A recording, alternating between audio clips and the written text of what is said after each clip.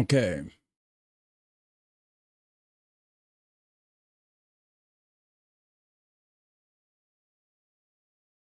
Why does that say offline?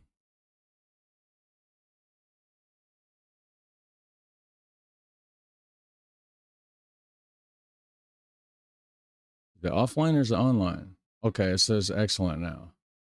Weird. Okay, so. All right, we're live. Sorry about the random notification that probably went out a few minutes ago.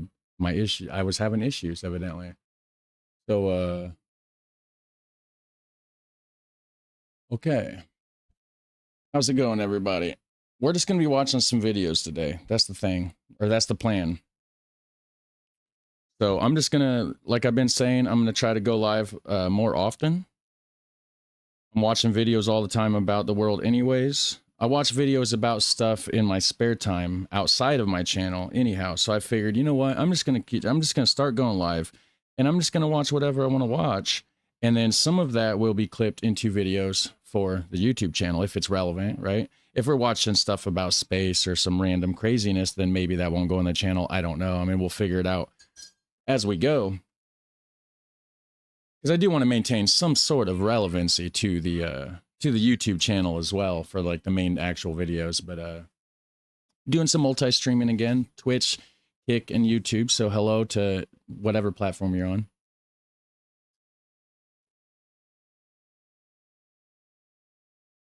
It's chilly today. How are you guys? How's the weather where you guys are? Is it warm where you live? Is it cold where you live?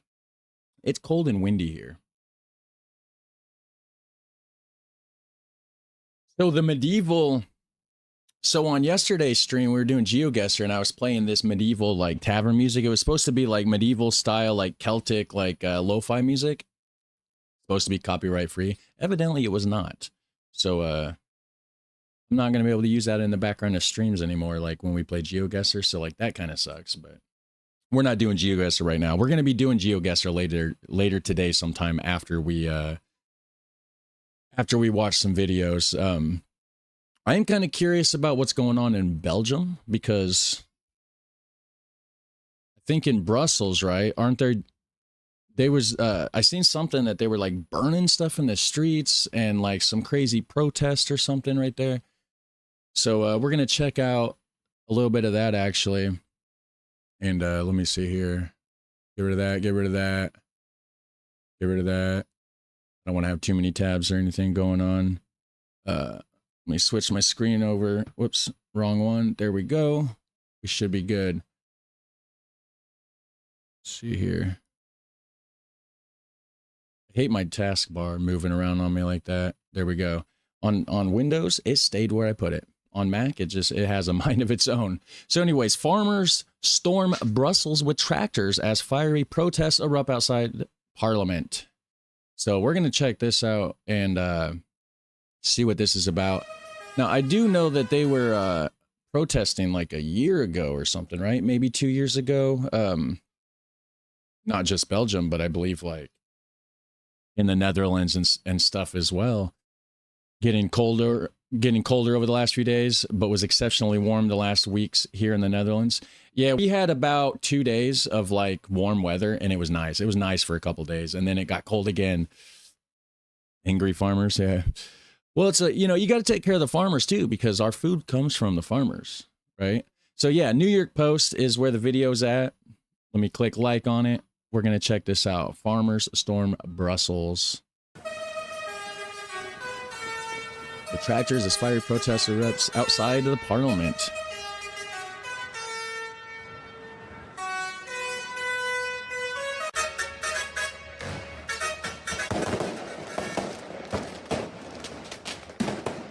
They getting fireworks shot at them, or what is that? Because of Mecocil disease? Or Mecocil? What is a Mecocil?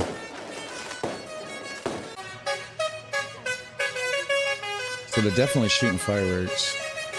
Why is that up there? Why is that not? There we go. The little box on the top of my screen. So I seen something that was like showing them like dumping like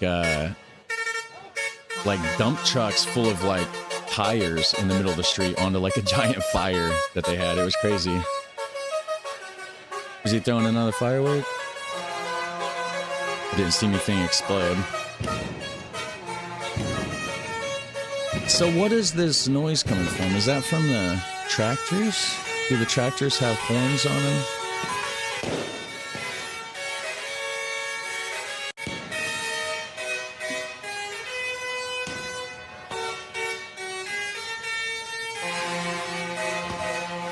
Economic deal with the South American countries.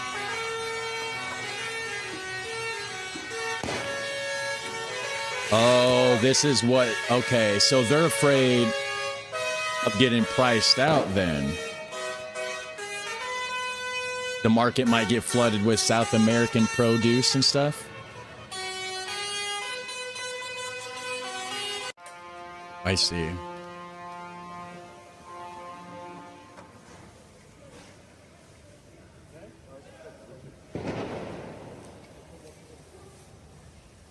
Dang. I was hoping it would show those tractor, or like the big pile of tires. I don't remember where I saw that at. Yeah, no farmers, no food. Exactly. Yeah. Yeah, so it's kind of like you got to kind of do what, you got to do what's going on. You know, you got to take care of the farmers. Like, you can't just undercut them. They're pissed. I mean, clearly. They're going to move that barricade, aren't they? Is that what they're doing so they can get through? Jeez. Late to the party. Where in the world is this? This is Brussels in Belgium. Believe it or not. Yeah, the farmers are angry because of the South American economic deal. I guess it's called Mercosur deal. I don't know how you pronounce that, but I'm behind the farmers. Pissed off with Brussels. Yeah, you gotta be like, you know what I'm saying?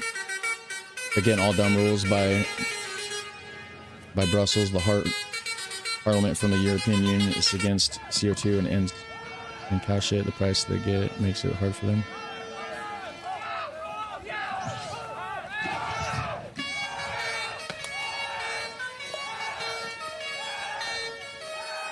You know, it's like, I'm kind of on the fence. It's like, I'm not on the fence. Like, I agree with the farmers. 100% agree with the farmers. I would be pissed too if they're trying to undercut my business and bring in a bunch of cheap, crappy South American produce. You know what I'm saying? And it's not even going to be at the same, you know, how can they guarantee that it's at the same level of standards? You know what I'm saying? Like, if you're living in the European Union and you're wanting, you know, tomatoes, and you've been getting your, you know, French tomatoes or whatever the hell, you know, maybe the Argentinian tomatoes aren't even going to taste as good anyway. So it's, you know, it's like, it's going to mess up everything anyways. It's not even just about like, there's just a lot to it. But at the same time, it's like, I don't condone the violence and stuff like that either. But if that's what gets results, yeah. And they're not hurting people. They're not out there, you know, unaliving the anybody. They're just burning stuff in the streets and just making a point known that, you know, and I don't see, as far as I know, I don't see them breaking windows in buildings or anything crazy like that you would see here in the United States when some crazy people protest about certain things that they're passionate about, you know. Yeah, see, I mean, those windows aren't boarded up. They haven't been smashed out. It doesn't look like anybody's intending to smash them out. They're just causing a big ruckus, letting everybody know they're pissed, right? Mercosur is the South American common market. Okay. They have no future, so yeah, I'd be pissed off as a farmer. Yeah, I mean, everything that they've worked their whole life for, you know, and everything is just crumbling before their eyes. You know, I could completely see somebody going into panic mode, you know, because it's like, this is supposed to be their future, right? So when something like that happens, it's like threatening their future, right? And nobody wants their future threatened. You know what I'm saying? Especially like their livelihood. That's what they've been doing for however long. You know, some of those people are probably like second, third, fourth, fifth generation farmers. They've been doing it, you know, their grandpa, their great grandpa, whatever, just been farming since way back when, you know. And it's like, to threaten that when it seemed like such a secure thing to you for the longest time, right? It's just crazy, right? Let's see if there's anything else on that. Let's see. So Brussels farm. Brussels farmers. Let's see. Farmers launch potatoes at police during fire protest in Brussels. That's by the same channel. So it's going to be the same type of footage. Let's see. Let's find a different one. Brussels on fire. Brussels protests live. Farmers block streets. Oh, this is live right now. Okay, let's restream this. Times New World. Yeah, we got... This is live right now, evidently.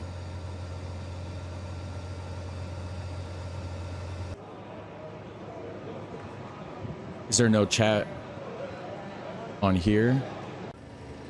Wait a minute. Is this live, right? Okay, yeah, I guess it could be, right? Is it 5... It'd be 5:30 in Brussels. Is this live, guys? Or is this old footage? What do you think? Let's see here. What's the chat say? Yeah, they're losing their business thing and then gonna importing it from another country. And why we're having it ourselves is good. Yeah, exactly. Like, why? It's all about the money then, right? It's got to be. I mean, you already got it. You already have farmland. This is live. Okay, cool. So this is live right now. All right. Well, we're gonna just watch this for a bit then and see what's going on. I'll full screen this. There's nothing going on in that chat. Okay, I guess that chat's still on the side, but nothing's there. Let's X out of it. We don't need it. Taking up extra space on the screen anyways. Okay, so it's right at the edge of dark then, because that's the direction of the sunset there. So Brussels is on fire, guys.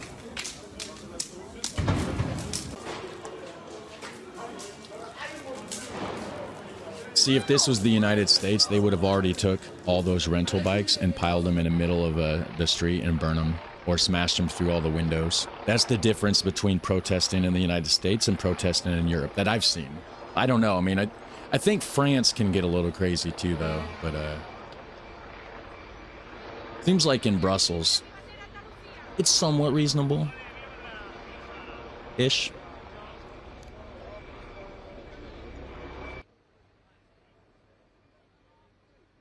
It's not live. It's darker than midnight now. Oh yeah, this isn't then, because this is definitely way brighter than what we were just seeing, huh? Yeah. Yeah, this isn't live at all, is it?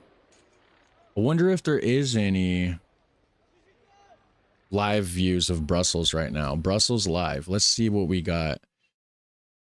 Well, I think that's just the same. Let's see. The Daily Guardian is live. Is this live, though? Belgian farmers protest live. Farmers set fires outside European Parliament. Let's see what this is. This looks like it could be live. Is this dark enough to be live right now? Their video's a little... Okay, so on their chat, somebody's asking if it's live. I guess... Nope, that can't be live. That was daylight, isn't it? Is it really that dark right now? 5:38 in Brussels? Somebody says bad quality. Select quality.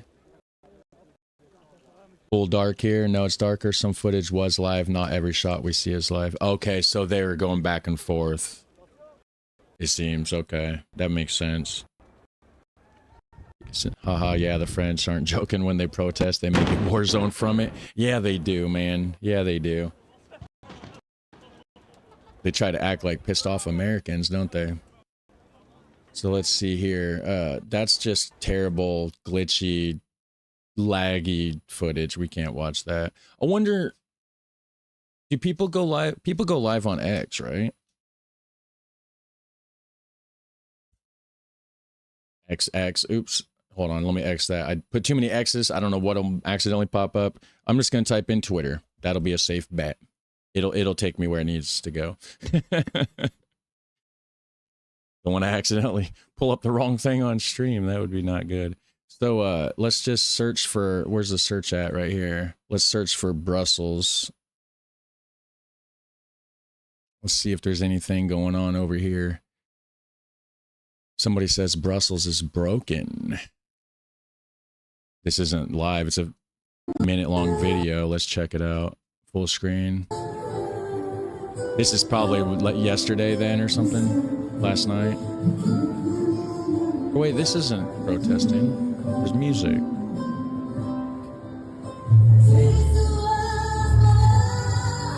Wait, what is this? This is just like a music festival or something. This isn't. On X at the top, you can choose recent. Got it. Yeah, that's not latest. Okay. Yeah, so that wasn't even a protest or anything. That was just a bunch of people joyfully being cheerful, enjoying some music. Had some candlelight going, it looks like. Yours truly, right here, it says barbed wire, tear gas, and water cannons. Brussels battles protesting farmer. It's just a picture. I don't see any. How do you work this shit? Is there videos on here? I don't ever hardly get on here. Like randomly, I'll get on here every now and then and kind of scroll through, but not to really do much. Farmers block roads in Brussels to protest South American free trade deal. Great job, Superior Man, aka US bitches. The price will increase or your farmers go bankrupt. Make your choice and don't forget the winter is coming. Winter's here, guys. It's gonna get worse though. I don't know how European winters get. Brussels today. This was posted 12 minutes ago, so this is fairly recent. Oh, is this the... Okay, some of this, I think, was on that video we watched a little bit ago. Oh, they got a toilet. Yep, there's that thing they were burning. This was 2 days ago? I still type Twitter on the rare occasion that I go on that hell site. I refuse to use that stupid one-letter name. Yeah, Twitter sounds cooler than X. Oh,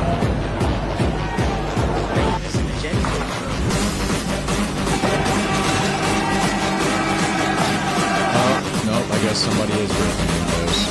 I spoke too soon earlier. For the most part, there's no windows being smashed. So is this just like some Dutch hardstyle music? Is that what that is? Not much privacy on that toilet. Yeah, no. You know what? Do people, maybe somebody's live streaming. Maybe I'll just type in Brussels live stream. And maybe somebody's streaming it somewhere. Webcam, Grand Palace, City of Brussels. Right here we got live Brussels. Follow or watch the video broadcast of the City Council of the City of Brussels here. The city also installed 2 webcams on its territory. I don't know which one. This one says 2 webcams. I'll just click this one first. Let's see. Okay, this one also has the Grand Palace, which was the first link. Cool. So we have live city council. That sounds like it could be a downtown area. Wait, city council recording of the 15th. I don't want a recording. I want live. Today's the 20th. Why did you tell me it's live to give me... Okay, right here. Is this live right now? The webcam on the Place de Broca is installed on the 5th floor of the Continental Hotel. Oh, I guess I have to hit play. So this is live right now? So this isn't in the area they're protesting then, right? Because this doesn't look like anything I don't see fires or tractors even. So, oh, they're live. There's just currently no protest right now. Okay, so they settled down. Let's go back and check that one last one at the Grand Palace.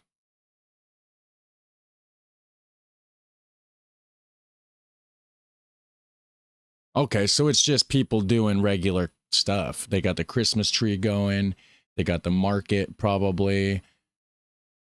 Okay. I mean, it looks pretty peaceful as of right now. So is that just like That's good. So in the United States, it seems like they just don't stop. You know, you hear of protests here and crazy stuff going on. And it sometimes can last for days and days or weeks or even months, actually, at some places, it seems. So that's cool to know that they have, like, they know when to quit. They're not taking it too far, just enough to let everybody know, hey, we're pissed off. And then afterwards, everybody can go check out the town square, hang out by the Christmas tree. There's also one cam on the Great Market. Where's the Great Market? There was only 3. Maybe this one here. Maybe there's some more. But if they're not protesting, nothing crazy is happening. Oh, wait, this is just the same place. Yeah, this is just the Grand Palace. All right. Well, let's go look at some more videos.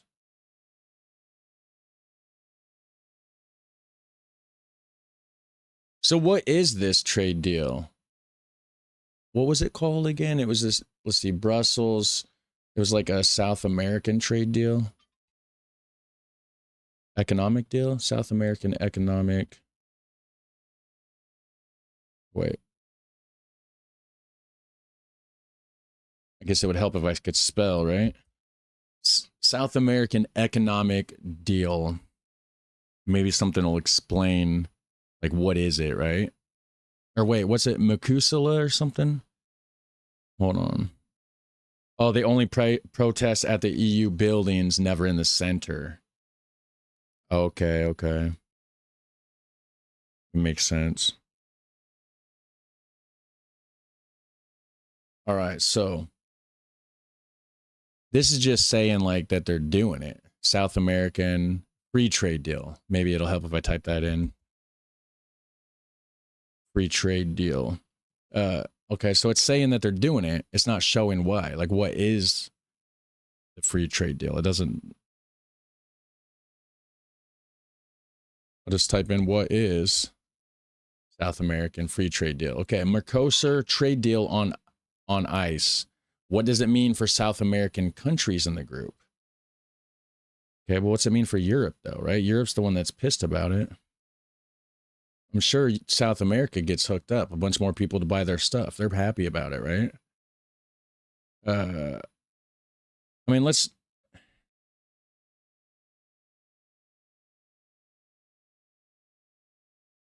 What is this? 6 years ago, trade deal between Latin America and EU ratified at Mercosur. Oh, is Mercosur a place? 11 years ago. This has been happening for a while. Look, 11 years ago, Peruvian farmers say free trade agreement with U.S. has not helped. Okay, that was with the U.S. That's not with the EU. The EU Mercosur trade deal. Okay, what is it? And why is it facing opposition from EU farmers? Here we go, guys. We found it. This should explain it. We have DW News Channel. Yeah, what is it and why is it facing opposition from EU farmers? We're going to find out. And Brussels have clashed with farmers protesting the EU's planned free trade deal with the South American Mercosur countries. Some European farmers, especially from France, fear being undercut by cheap Latin American food imports. Germany and Spain backed the trade deal, but French President Emmanuel Macron says it still needs some work. In a last-minute compromise bid, EU representatives say they have decided upon additional proposals to protect Europe's farming industry. Our correspondent Rosie Burchard was at the protest and sent us this report.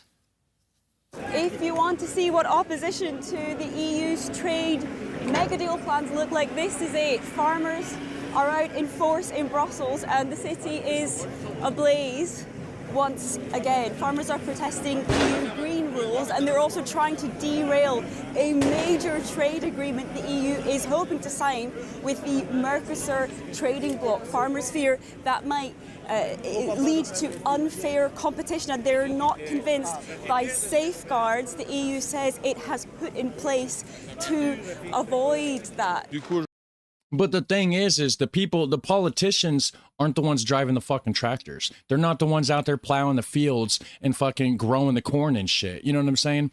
All they care about is, oh, well, if we do this deal, we're going to line our pockets and we're going to get a bunch more money and all this kind of stuff and this and that. And they're not thinking about the people that actually have to deal with it and how the fuck is it affecting their lives?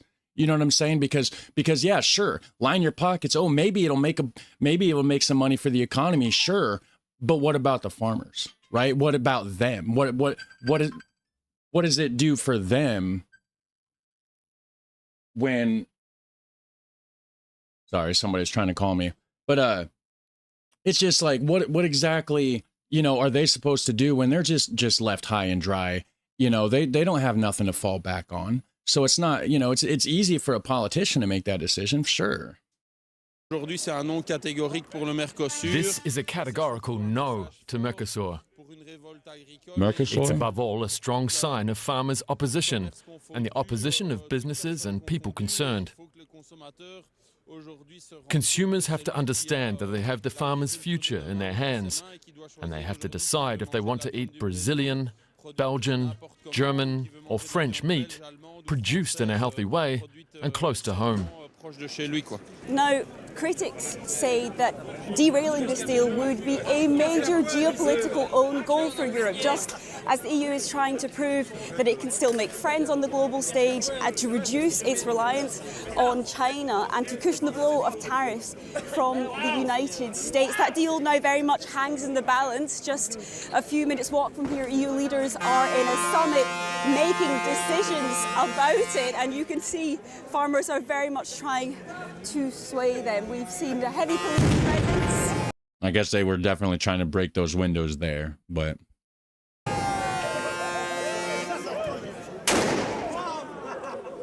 These people have come from different parts of Europe. Farmers are not the only ones that are against this major EU trade deal. Climate campaigners also fear it could lead to increased deforestation. France is the key EU country that's trying to block it. A couple of other countries are also on board, although the majority do want to push it through. And the fact is, for now, we just don't know exactly where that's going.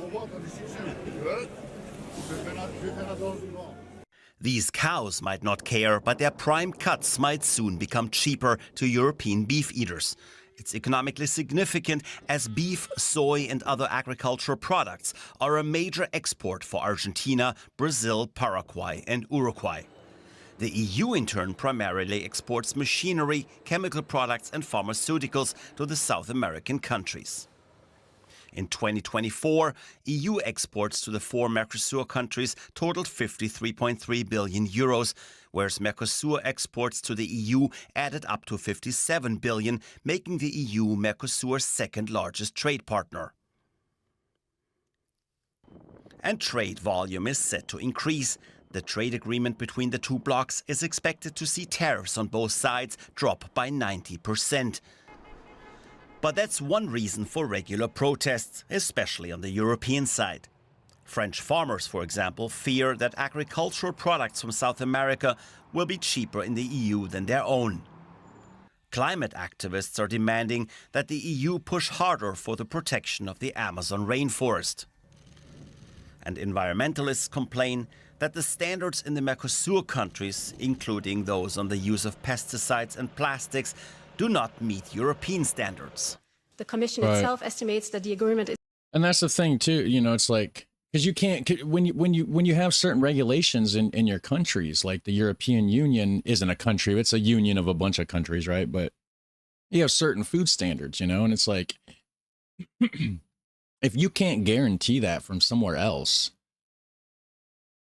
it doesn't make sense. And it's like, yeah, you know, it's like for the consumer, maybe everything will be cheaper for the average person and stuff, right? But it still like kind of leaves the farmers kind of screwed, right? It's only going to lead to a 0.05% increase in EU GDP by 2040. So we really encourage MEPs to prioritize the costs for society, the costs for nature, the costs for the climate and for people's health, instead of those extremely limited economic impacts. Proponents of the agreement, however, argue that it's extremely important, especially in these current times. When we have problems doing business in one part of the world, the US now, then we have to open business in other parts of the world. Even though Ireland, Poland and Hungary, in addition to France, are opposed to the free trade agreement, it is highly likely that the EU and the Mercosur countries will finally sign their agreement after 25 years of negotiation. Our Brussels correspondent Rosie Burchard is following the story for us. Rosie, you've talked to protesters today. What did they tell you? 25 years. Hold on. Agreement after 25 years of negotiation. So this isn't something that's went through yet? Is that why there's old videos from 11 years ago and whatever talking about this? Our Brussels correspondent Rosie Burchard is following the story for us. Rosie, you've talked to protesters today. What did they tell you? Yeah, this square was full of angry farmers now. You can just see the smouldering remains of their anger. Firefighters have been out putting out fires that were set here. Farmers that I spoke to fear that they would face unfair competition from increased exports, especially of meat from those South American Mercosur countries. I should say that the European Commission, that's the EU's executive that is hoping to sign this deal in a matter of days, says that it has already put in place, or is in the process of putting in place, safeguards to kick in and to make sure that farmers do not face too much unfair competition. So it says they are ready to go. They have listened to farmers. Farmers also complain about EU green rules, and the Commission is really keen to show that it's listening. But it has also, over the past years, already been in the process of watering down those climate-friendly rules within the European Union in response to farmers saying it is too difficult for them to make ends meet just now. The EU has been negotiating this trade deal with the South American Mercosur countries for 25 years now. That's a quarter of a century. How come there is what seems like a last-minute debate within the EU now? Well, if it's been 25 years, then they've clearly been facing opposition this whole time, right? There's, protest after protest, probably all the time, slowing down the progress and everything. And it's like, you have to, farmers are kind of like the ones that made society a thing, right? Because before farming, we were hunter-gatherers. We were like, walking around looking for like mushrooms growing around it. You know what I mean? Like, agriculture is what made civilization a thing, and agriculture is farming. So farmers are responsible. If it wasn't for farmers, we'd still be walking around in leather diapers like cavemen, guys, chasing deer and shit, hoping to find some dinner. That is exactly what countries who want this to go through quickly, and that includes, above all, Germany, are asking those who have come up with this last-minute opposition, and principally France. Now, those 25 years dragged on because of these internal disagreements within the EU, and there seemed to be a turning point over the last year, especially given the tariffs from the United States, the EU looking for new business partners and trying to show that it can still find friends on the global stage, as well as its big efforts to diversify away from reliance on China. German car manufacturers, especially, were very excited about the possibility of decreased tariffs on the other side so they could up their exports. And there was also hope to be able to increase imports from Brazil of critical raw materials that are needed to power things like clean technology and even for weapons manufacturing here in the European Union. And now the fact is this deal really does seem to hang in the balance with just a couple of days to go before it was supposed to be signed in what the EU hoped would be a flagship moment to mark the end of this year. Dang. If this deal can't be reached now, what would be the consequences? Another 25 years. Analysts I've been speaking to would say this would just look like a sort of geopolitical catastrophe, another instance of European disunity derailing the bloc's plans and efforts to face up to a shifting global order. Now, there are plenty of people that would be happy if the deal would not go through, that should be said, including farmers, but also climate campaigners that really warn this would drive deforestation. It is extremely divisive, as we've seen play out here in the streets of Brussels, and it is divisive also among EU leaders that are meeting just a few minutes' walk away from me. It is now in their hands, and the fear is that if they decide to delay now, that it could kill the deal forever, because, of course, on the other side, on the Mercosur side, there is growing impatience with the EU, and they are basically sending the message that they have other partners that they could look to if Europe doesn't want to do business. Rosie Burchard out on the streets of Brussels. Thank you so much for your reporting. So they're saying that like this could make it like it's been pushed off for 25 years. I mean, it's been in the works for 25 years. I don't know that this would be the one thing that would make it completely go away, right? I mean, it's been a thing they're trying to do for 25 years. It seems like the tariffs are helping push Europe to try to do trade deals with South America more so than, you know, North America. But sorry about that. Tariffs, you know, and it sucks. It's like, you know, I'm not in the government. I don't have any control over any of this, but it sucks. Like all this stuff, it just affects the entire world. Like it's not like just one thing, or it's like, it's crazy how everything is just so interconnected and intertwined that one thing happens and it can cause this and that and blah, blah, blah. And now you got all this going on. I mean, this isn't because of tariffs, obviously. It's been going on for 25 years, but that helped them push to get deals with South America, right? So let's see. Hello, director on Twitch. How's it going? We got here. The agri-food in the EU having strictly rules about pesticides, so everything is clean. In another country, they're having more different rules, so it's not controlled anymore when they do it. So I don't get it. Yeah, exactly. Like, so it's like, and isn't there chain of command in like some countries? Like it has to, like you have to be able to prove the like where this cow came from and what farm, and whenever they change farms or like locations, that it's all documented kind of thing. Be a little bit harder. I don't know if they do all that in South America. I mean, they could, but you know, you have to keep it in the order of, you know, so you can like prove where it came from, right? And the health of it and like what went into the cow's body and stuff. And 10 MRD EU subsidies goes to French farmers. The Netherlands, 200 mil. It makes a lot more.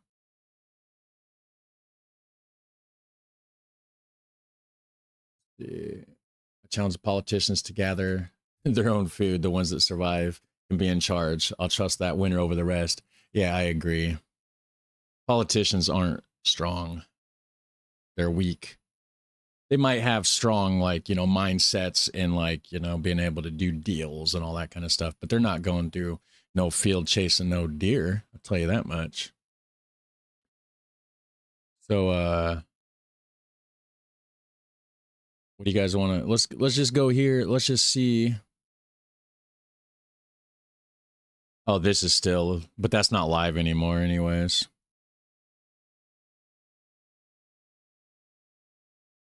Is there anything you guys want to watch? I don't know. My recommended section's probably not. What is this? Super Snowstorm City Walk. Winter in Finland. Oh, pre-recorded, but it's... I want to check this out for a second here. Walking around in Finland, evidently, last February. This looks like... this is how it looked like last week for me here. You know that? There's a McDonald's up the street there.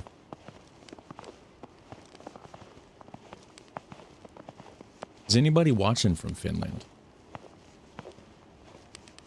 Germany has these documents of origin. Okay, yeah.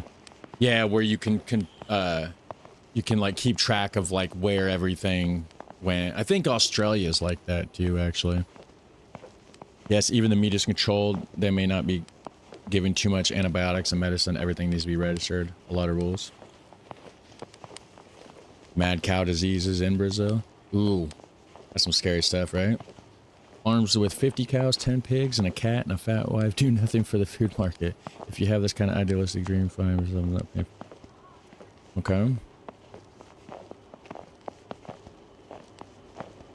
Well, you got to take care of the farmers. No matter how big, how small, right? So somebody with 50 cows and 10 pigs probably is doing something for the food market. Because guess what? That's less food that those people have to buy and their family has to buy because they're providing their own food. So that leaves a little bit less at the, or more at the store for other people to go buy. You can't have that mindset. A cool little Cool little place, but it's crazy that there's just all these people walking around in it. Around here, when it's like this, you don't see nobody walking around unless they have to. Go outside when I have to, not when I don't just go outside. Go out to get firewood, shovel the driveway if I have to. Not to just do it. I get cold too easy. I'm chilly right now, actually, guys.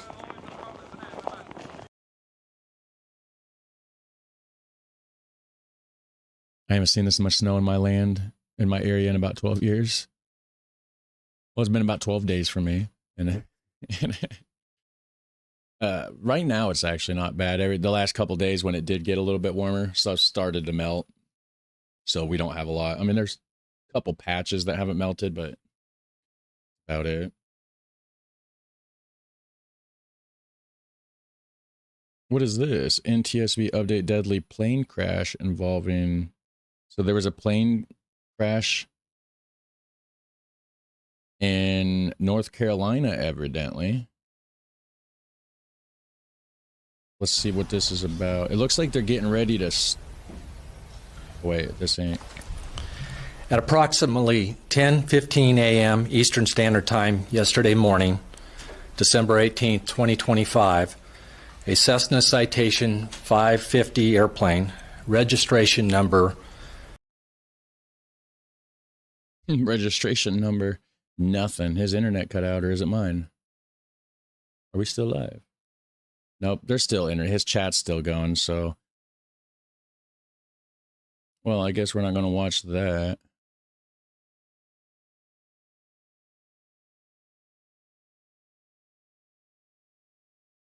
European leaders discuss agreement with Mercosur. Oh, that's 2 days ago. It's only a couple minutes. Let's check this out. It's auto dubbed though, so it's in a AI voice probably, but that was a plane from old race car driver. This is the 2-minute band news report. Let's get to the highlights of this Thursday. The operation was launched against the money laundering crimes of a criminal organization operating across state lines in Sao Paulo. In total, 4 arrest warrants and 19 search and seizure warrants were executed in the capital of Sao Paulo and also in the metropolitan region. The arrest and search warrants were executed in the region of Cara Paulista, Bragança Paulista, Botucatu, and also in the state of Mato Grosso do Sul. So far, 1 person has been arrested. And according to the civil police, this operation aims to dismantle the financial core of this criminal organization. The central bank released today its monetary policy report related to the 4th quarter of the year. This document shows a decrease from 4.0% to 3.6% to... Is this from Turkey? In Brazil's inflation estimate for the 1st quarter of 2026. Might be Turkey. Over the past 12 months, inflation was 4.46%, a value considered within the target. Taxa arata, respecting the 4.5% tolerance, Furthermore, the statement showed that the probability of exceeding the upper limit of the target is 26% in 2025 and a decrease of 23% next year. Okay, so what about in international news, European Union leaders are meeting starting today to discuss the free trade agreement with Mercosur. But is that that's the European Hillary Clinton? Is that who that is? Heads of government are meeting in the so-called European Council to decide whether the matter will be voted on, and if the answer is affirmative, whether to approve the treaty in its current form. The concern is with competition from South American agricultural products, especially Brazilian ones. European farmers have mobilized for new protests in Brussels, Belgium, where the leaders' meeting is taking place. Oh. And doctors in the English National Health Service have gone on strike. They are demanding a salary increase and better working conditions. This strike involves residents who represent almost half of all doctors in the country and also occurs amidst a flu outbreak that has left hospitals overcrowded. So it didn't say much about it. The government claims it has no room for salary adjustments. This was the 2-minute band news segment. Until the next edition at 7 p.m. Where's that from? Is that from Turkey or something? Like Turkish writing. I don't know. So, it was a former NASCAR driver Oh, and his whole family died in a plane crash. Dang, that sucks. I wonder if it wasn't playing on that one dude's stream. They were doing like a speech or something about it, but let me see if there's anything about it.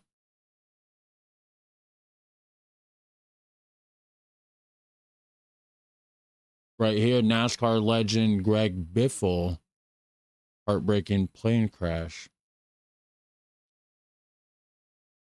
Greg Biffle, where's she from?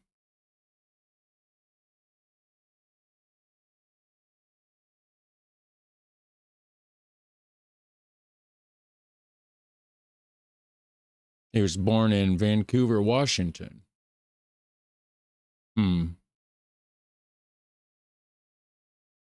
Let's check it out. NASCAR legend Greg Biffle. Yeah.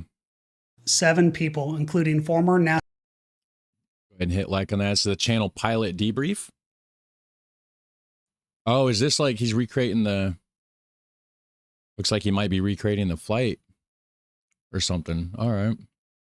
NASCAR driver Greg Biffle, his wife, and his 2 children were tragically killed when the aircraft they were flying in crashed at the Statesville Regional Airport in North Carolina earlier today.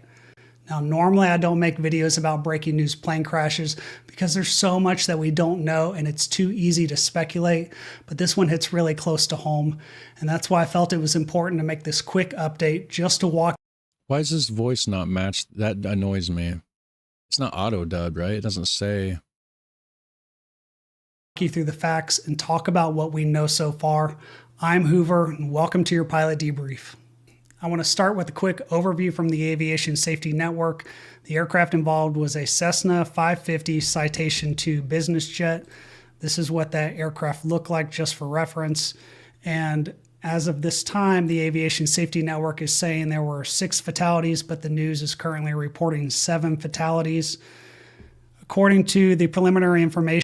Why is there a discrepancy between the fatalities? If that's saying 6, but the news is saying 7. I mean, I guess it could just be a common mistake, but like it's a big mistake, right? Just adding another person. The jet was trying to return to runway 28 following an issue on departure. It's not known what that issue was, but we will take a look at the flight data here in a second. The aircraft collided with the terrain short of the runway, crossed a road and the airport perimeter fence before finally coming to rest on the runway, and a post-crash fire ensued. The aircraft's speed was fluctuating. Before we take a look at the flight data, one of the first things that we need to do is talk about the weather at the Statesville Regional Airport earlier today. This is showing you the... So he went to take off, went to go back to the runway because of an issue, right? And then that's when it started crashing, I think. But if there was weather issues, why did they let him take off in the first place, right? Weather history for today, and it was VFR early in the morning, improving to about 5,000 foot ceilings with 10 miles visibility. That was around 9:35 to 9:55 local time.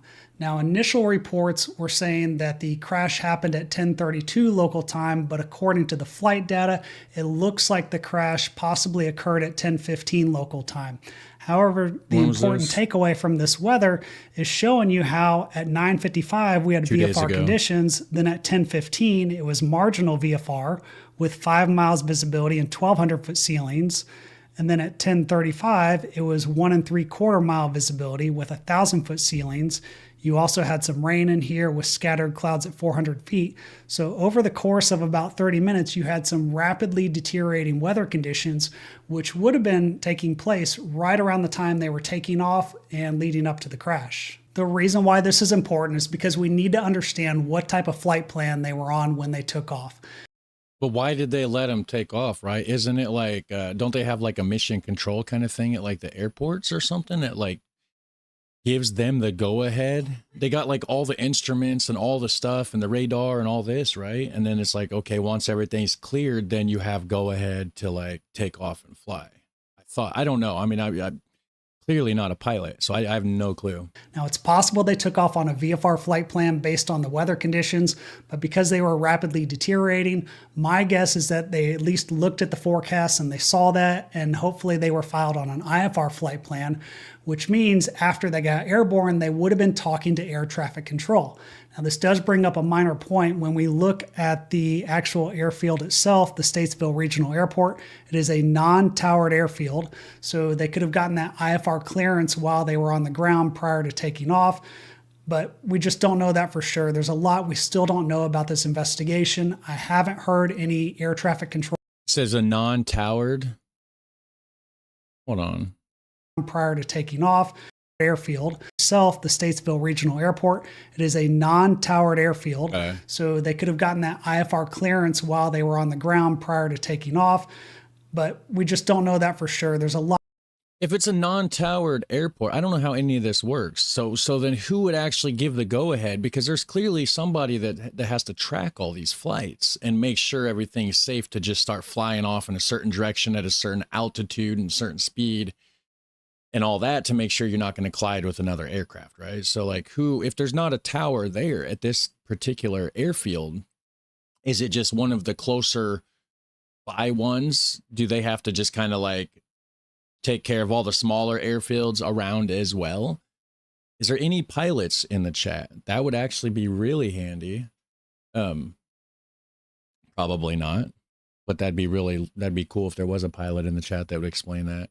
We still don't know about this investigation. I haven't heard any air traffic control audio yet. So again, I don't want to speculate about what took place when they actually took off.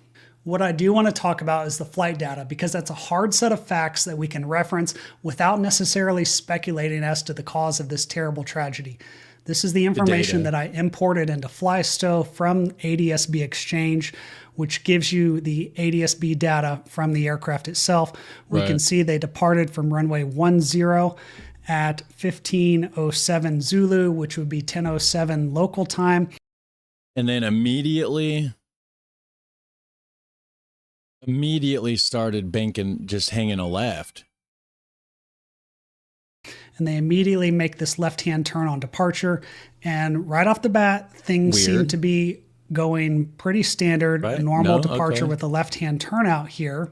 Standard, I guess. Now, what's interesting to me, though, is they get up here to 2,200 feet MSL, which is about 1,200 feet, 1,267 feet above the ground. Then immediately after that, they start a descent. And if we let this go all the way through, you can see they get all the way down here as low as 600 feet above the ground. So for some reason on this departure here, when they're making this left-hand turn, they're up at, again, 1,250 feet above the ground. Is it like you turn too steep, too much, and then then you just start dropping rapidly because you went too sideways kind of thing? Maybe that. I mean, again, I'm not a pilot, but. And then they make a descent to just 600 feet above the ground. Now, we don't know why that happened. We don't know if they have a problem with the aircraft and they're troubleshooting. We don't know if it's an emergency situation, or possibly they took off VFR and they descended to stay out of the weather until they were able to pick up an IFR flight plan. Okay, so I guess this guy is a pilot himself. I've seen a few of his videos. He knows what he's talking about. Okay, cool. Thank you. So we just don't know, and I don't want to speculate as to the reason for that. Now, the next thing that's important to look at is right around this point, they started to begin their climb again. And I'm just going to let this play in real time so we can see. This is the vertical speed showing you the rate of climb. So they're at about 1,000 feet per minute right now until they get to about this point right here. And then all of a sudden they start descending again. So now you're seeing this fluctuation going as low as negative 832 feet per. Okay, so it's like almost like is the engine trying to like sputter and die on him as they're going kind of thing? My car does that when it's really cold. Like when it's really cold out, it doesn't want to stay running almost. You just got to like give it gas, and then sometimes until it warms up, it does that. It'll kind of like drop, like almost no power. And then you got to like, and then get it back up there. It needs a tune up. I wonder if airplanes, their engines are different. It's not the same. Obviously it's not the same kind of engine that a vehicle would have at all. It's a jet engine, turbine kind of thing or whatever. Right. So I don't know, but like, it sounds like maybe they're having an issue like that where the power was trying to like, just cut out. And then it was just, cause right after this drop, then you see a sudden boost, you know, right afterwards, like they were trying to compensate for the drop by just slamming the gas. Of course, in an airplane, it'd be different terminology, but per minute. So there's potentially some aircraft control issue here, or something going on where they're starting to climb, but then they're descending again. And they go from negative 881 feet per minute at the bottom there, up to a climb rate of 4,500 feet per minute, and then all the way as high as 6,600 feet per minute. At this point, if we look at there's drops there. Heads-up view from the actual cockpit itself, you can see that they're 2,800 feet above the ground. It appears to be a very aggressive climb here at 6,600 feet per minute. They're doing 157 knots, but keep in mind that this is ground speed. It's not the actual indicated airspeed. Right here is the highest point they're going to reach during the flight, which is 4,500 feet MSL, or about 3,600 feet above the ground. And what you're going to see here as they begin this left-hand turn, they're starting a descent, but look at this vertical rate of speed here. They're doing a very aggressive descent. As they're finishing this turn here and pointing back the other direction, their vertical speed is almost 5,000 foot per minute rate of descent in that turn, which is extremely aggressive and not something that you want to be doing, especially if you're in the weather. And even if you're a VFR, it's still a pretty aggressive maneuver to be making. But what's interesting also is we go from, again, that negative 5,000 foot per minute rate of descent. A few seconds later, we're back up to a almost a 4,000 foot rate a minute climb in the aircraft. Yeah, just like right after the first one, when it drops down, then it just like overdrive mode to get back up and regain the altitude you lost. Like the engine was trying to sputter out or something. Let's see. He's already done Terre-Tizé, land and Deluxe, if I remember correctly.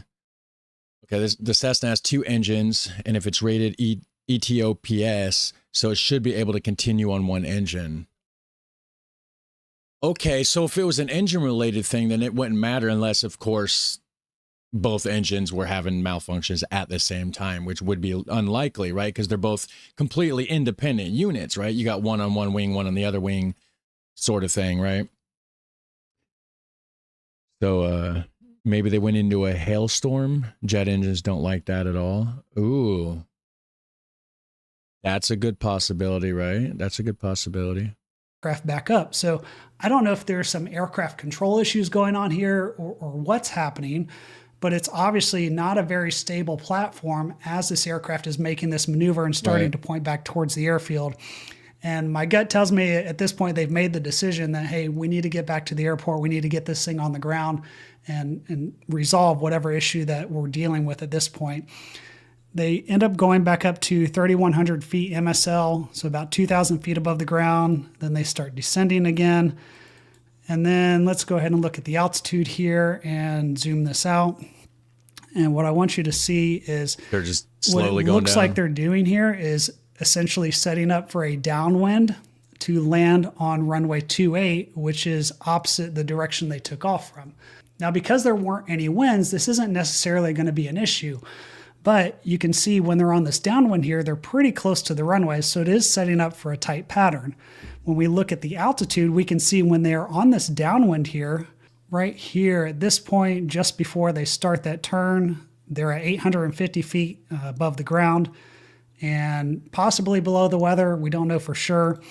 Diving down to about 400 feet above the ground here, which is a pretty low altitude to be at when you're on a downwind leg. Again, we don't know why they're that low on the downwind.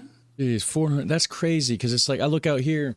I got this pine tree in my front yard over there. It's got to be 100 foot. Got to be. I mean, it's a massive tree. So it's like 400 foot. That plane is close. That's crazy. Possibly because of weather. We just don't know for sure. Now, what I've done is I've backed this up to show you the cockpit point of view as they're coming into the runway. So you can see the runway coming into view right here. They're making this right-hand turn to potentially set themselves up on a downwind to land on runway 28 opposite the direction they took off from, which isn't necessarily going to be an issue because the winds were pretty light. But look at this rate of descent here, 1,400 feet per minute. It certainly became an issue, it seems. They're 600 feet above the ground now on the downwind, now at 500 feet. and they end up going as low as I think about 400 feet here. We're going to see that in a second. There we are, 400 feet AGL. Right there, that little turn to the right, to me, indicates possibly they're trying to fix their spacing because they realize they're a little bit tight to the runway. They're doing 172 knots, which I've never flown this aircraft before, but that seems pretty fast to me to be on the downwind, especially at 350 feet AGL. That's low, you're going fast, you're tight on the runway. Now watch what happens. They start to turn away, and then the airspeed starts slowing down. And again, this is ground speed, so it's not an actual indicated airspeed. But pay attention to this altitude here. It'd be close, right? The rate of climb and descent stabilizes, so they're about 450 feet. I don't know what kind of weather they're seeing. They're at 160 knots, and then they're going to start this left-hand turn to point back towards the runway. All right, here they go making that left-hand turn, and pay attention to the airspeed as they start to continue this left-hand turn back around to get pointed at the runway. It's dropping. Starting a shallow descent. Now they're up around 500 feet. That just seems above. like such a sharp turn, doesn't it? I mean, I'm not a pilot, but that just seems like you're turning it too sharp there. I don't know if that, it has anything to do with the problem at all. I mean, it doesn't seem like it. He's not saying anything odd about the sharpness of the turn, just the speed and elevation or whatever, right? Ground, the airspeed is starting to decay, so it's starting to get back more into the normal range that I would expect for flying on an approach here. Oh yeah, because he was going too fast coming into it. We're going to start to see the runway come into view in just a second or two here, and it looks like everything is going okay. They're still potentially a little bit low here at 500 feet, and I'll pause right there. Okay, we're at 100 knots, 450 feet above the ground. Okay. And you can see the runway off in the distance. Oh, there, that's okay. Continue. I see, yeah. And there are some airspeed fluctuations here, so this could be, some inconsistent data from the ADSB. We're not sure at this point. And then the flight data is going to end right around here, I believe. So something bad happened right there. He wasn't able to straighten it out. Now, again, I don't want to speculate as to the reason why they crashed. What I did want to point out is some of the flight data to show you some of the inconsistencies with that vertical speed, how they were doing these climbs and descents, how some of the maneuvering was potentially very aggressive. But we don't know what was going on with the aircraft. If it was a controllability issue, if there was something else happening, we just don't know. And that's why it's so important to wait for the NTSB to conduct their investigation, to give us the actual data. That way we can go back and do a full debrief on it and figure out what actually went wrong. The one thing that we know for sure is that this was an absolutely heartbreaking tragedy to lose 7 people, including an entire family, so close to the Christmas. Yeah, it's death's always sad, but is it 6 or 7 people though? Because wasn't there a discrepancy between those two numbers? Holiday. And I know this isn't going to answer all the questions, but I hope it provided some clarity. Thank you for watching, and thank you for your support. Yeah, that was cool seeing the recreation of the actual flight thing. So yeah, so I guess that happened. Greg Biffle and his whole family's gone, guys. So condolences to the family and all that good stuff. But dang, that's always sad to hear. Good channel, Pilot Debrief, by the way. The guy broke it down pretty good, and the flight data, all that kind of stuff. So I got to go get some water. I got to refill my tea. And then I'm going to go through the chat and everything and see if there's anything that I missed. But I'll be back. I'm going to go get some water in the microwave.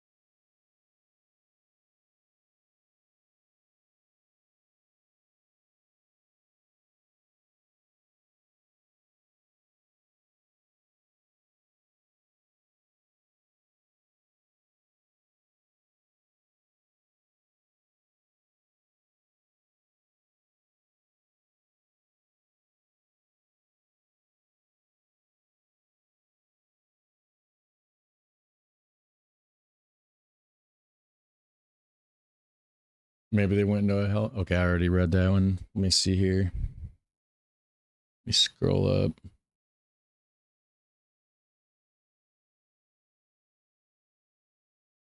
It says, oh yes, he has a lot. Charlie does like the Netherlands. You have to, so you'll have a lot to watch, have fun. It can be quite relaxing and entertaining. And thank you. Yeah, I do like the Netherlands. I have a ton. Yeah, so if anybody's watching this, and so normally what I do is I do reaction videos to mainly the Netherlands, but not always. Just Europe in general, just like the world and stuff. And I'm trying to branch out a little bit too and watch, you know, like this. Like this had nothing to do with my channel, but like it's fun. I like live streams.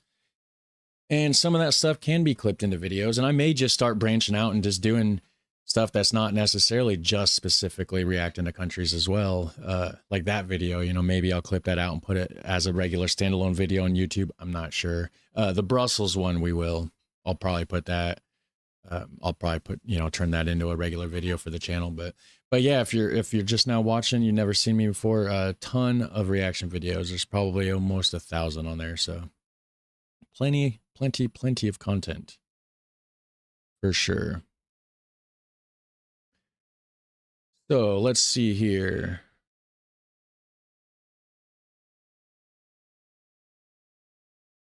My recommended section sucks on YouTube, by the way.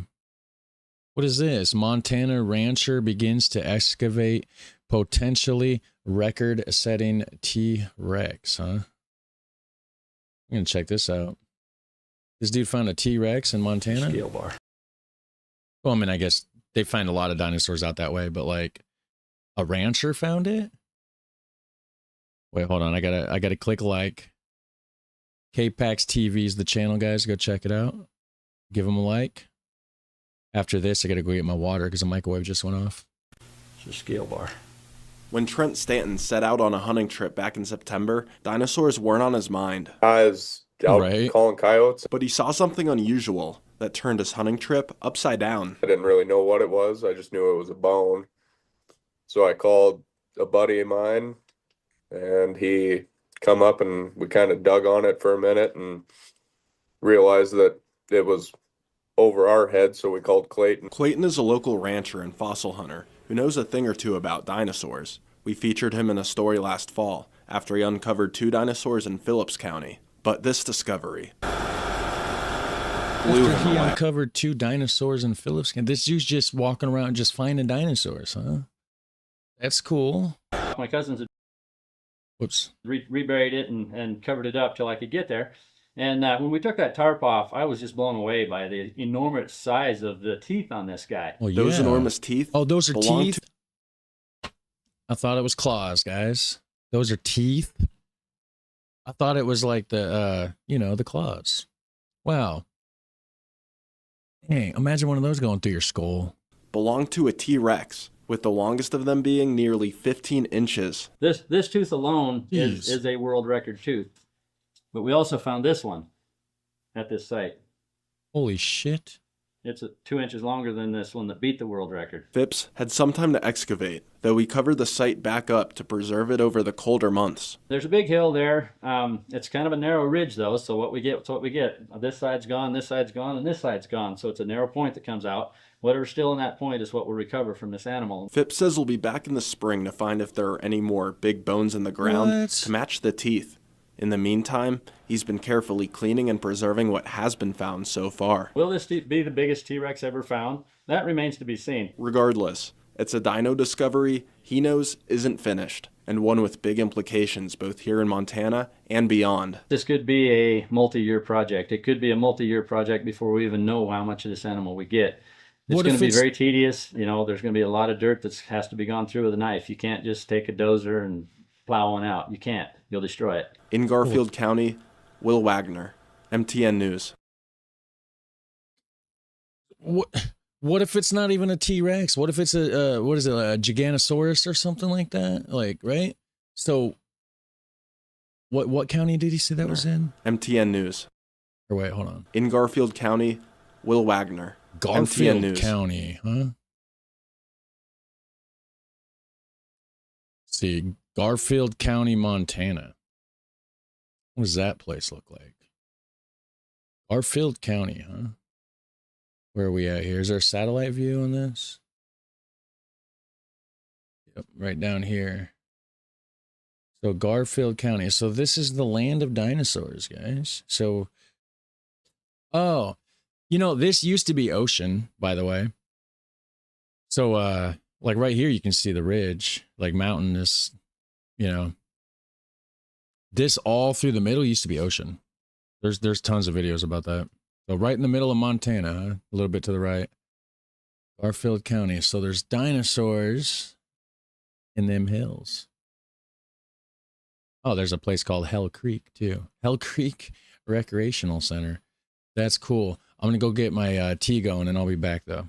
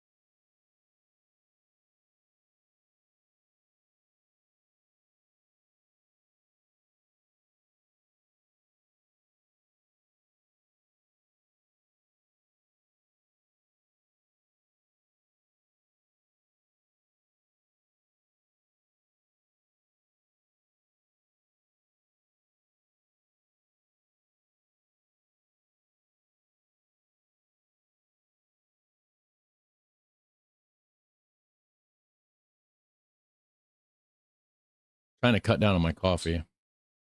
I drank coffee yesterday because the day before I didn't, and I was so tired. But now I'm drinking tea today.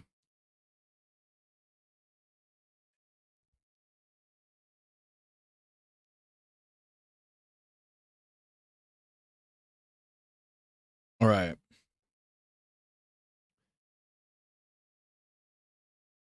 So let's see in the chat here. What was the most frightening animal that I've ever seen? Well, okay, so the most frightening animal that I've ever seen wasn't really an animal that would normally be frightening, but I guess in the situation, it was frightening. Big old rat. I used to do construction on hog barns. And in some of the hog barns here, I don't know how they would be, you know, if your guys are watching from Europe, but there'll be like a false floor, basically. And there's slats in the floor. So then, like, you know, the shit and piss can go through the floor, basically, into the pit under, right? Well, I was under that pit, and it was in a smaller barn where the pit was only like maybe a couple foot deep. So I was like rolling around on like one of those cars that Or like those little things that you use for cars, like a little skateboard kind of thing, but like, you know, to get under the car kind of thing, mechanical roller thing, whatever, right? I was under there doing something, I don't remember, working on the slats. And there was just a giant rat about a foot from my face, the size of a cat, bigger than my head. And that scared me. Wasn't the most frightening animal I've ever seen. The most frightening animal I've ever seen was probably a bear that I thought was a deer. So I was in West Virginia, and I can show you here. Let's see, West Virginia. So there's a movie called, what's it called? Rocket Boy? Or wait. Is it October Sky? Hold on. Is that what it's called? Yeah. So this movie, pretty good movie, actually. I'd recommend it. I would. October Sky. It's about these kids called the Rocket Boys or something. And so they're building rockets, right? Colwood, West Virginia. I got family down that way, actually. My grandma's from that area. But anyways, Colwood, West Virginia. We were down that way. And so October Sky... Let's see. Rocket location. So anyways, we were on top of this mountain. Cape Colwood, an old coal slack dump near Colwood. So Cape Colwood. So anyways, Colwood is down this way. Colwood, West Virginia, somewhere. And there's a mountain. So this is coal country here. I'm just going to type in Colwood. But anyways, there was we were on the top of this ridge or something. And I don't know where. Is it right here? Colwood Rocket Memorial? No, this is the guy's house. This is where he grew up. I got a picture took actually right here in this area. But somewhere there's a ridge here. And I was on the top. And is this it? This might be it on the top. I can't tell. I was a teenager, guys. It was like 20 years ago. But anyways, there was a campsite off in the distance, and I was there, and I thought there was a deer behind the bushes over by this campsite. So I threw a rock at it because I'm an idiot at the time. I was 17 or something. Well, it turns out it was a brown bear. And it didn't get close to us. It just kind of like looked up, was curious, this and that, and then wandered off into the woods. But it was somewhere over in this area, and it was pretty crazy. I don't know if there's a street view. There's no street view anywhere over here, is there? Oh, wow. Yeah, nowhere close. Well, there's a street view here. We could check this out. The actual town of Colwood here. Yeah, I've been in this area a long time ago. There's Homer Hickman, I think is his name, has a house. Yeah, he grew up in this area, and his house is like a place like people go there and take pictures and stuff. And I don't remember where it would have been. I mean, again, that was 32 years ago, probably. Small little town in West Virginia, though. I know that. But anyways, we're going to go back to YouTube and check out some videos, actually.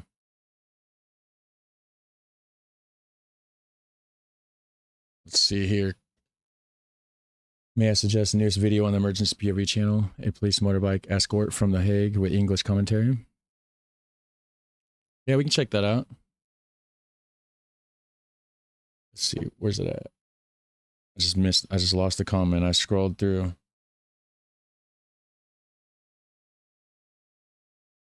Emergency POV channel.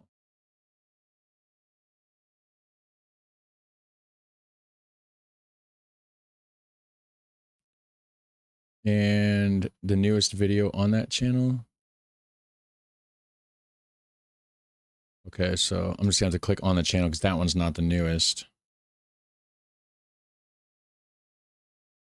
Police POV, you've never seen an ambulance escort like this before. So this one is probably the one that's in The Hague. Then it doesn't say Hague in the title.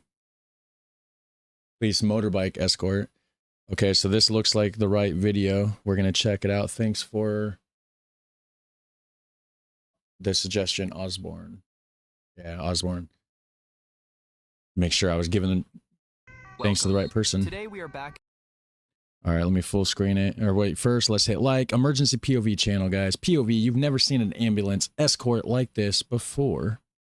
What's the description say? It says, today we're back in Netherlands to join the motorcycle officers from Team Traffic. This elite motorcycle team has been called in to escort an ambulance from the city of Zoetermeer to the HMC Westland Hospital in The Hague. I'm not going to read all of it, but that's the gist of it. And let's check it out. In the Netherlands to join the motorcycle officers from Team Traffic. This elite motorcycle team has been called in to escort an ambulance from the city of Zoetermeer to the HMC West End Hospital in The Hague. Why is this so an quiet? 18-kilometer trip. We start in the outskirts of Zoetermeer and head west. Hold on, guys. I'm going to have to add a gain filter. Oh, wait, I got a gain filter. I'm going to have to increase the gain on that because the video itself that they have is pretty quiet. This team of officers is specialized in providing high-skilled, high-speed, and very safe escorts for any kind of VIP or emergency vehicle such as an ambulance. It is their job to get the escorted vehicle as fast as possible to its destination without any compromises regarding safety and well-being of both the paramedics, the patient on board, as well as other road users. So is this like, hold on, so the motorcycle goes in first to escort the ambulance? So the motorcycle is the first to clear the roads before the ambulance goes through? Is that what I'm seeing here? Because that's awesome, and they need to do that here because I don't know how many times I've seen ambulances being stuck in traffic and cars not pulling over for them, and, you know, it kind of pisses me off, honestly, because just to see how many people are just so, like, they just disregard it, like they don't care, and it's like, I'm kind of getting pissed. It's not even my people. And it's like, it could be somebody's grandma dying or something for all we know, like get the fuck out of the way kind of thing. Like it's important. Get out of the way. They got an emergency. You know what I mean? This is what we need here. It makes so much more sense. Yeah. See, he's like, no, dude, go. Like there's an ambulance coming. Yeah. Why do they not do this here? Such efficiency.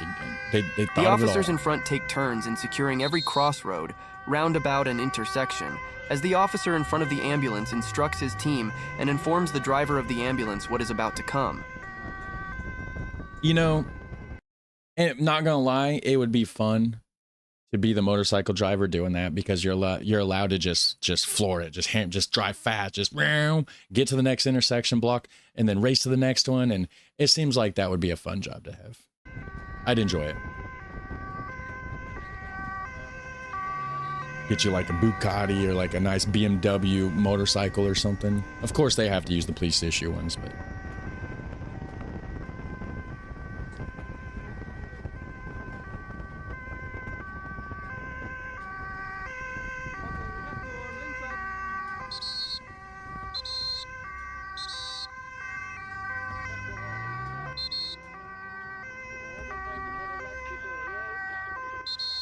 And see, over there, people know what's going on then, right? Like, because here, if I seen police driving around and whistling it, you know, I'd be like, what the hell? You know, because it's not something that's standard that is done here. Over there, people are used to it, We make our right? way So, towards the on-ramp of the... so they see this happening and they're like, okay, cool, there's an emergency on the way. Like, they know what to do and stay put and whatever. And it's a good system, I think. I mean, I've only seen it for 2 minutes, but, you know.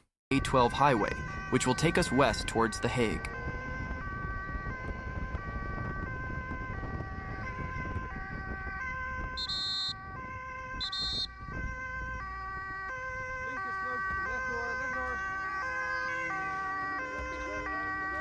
He just flew past him.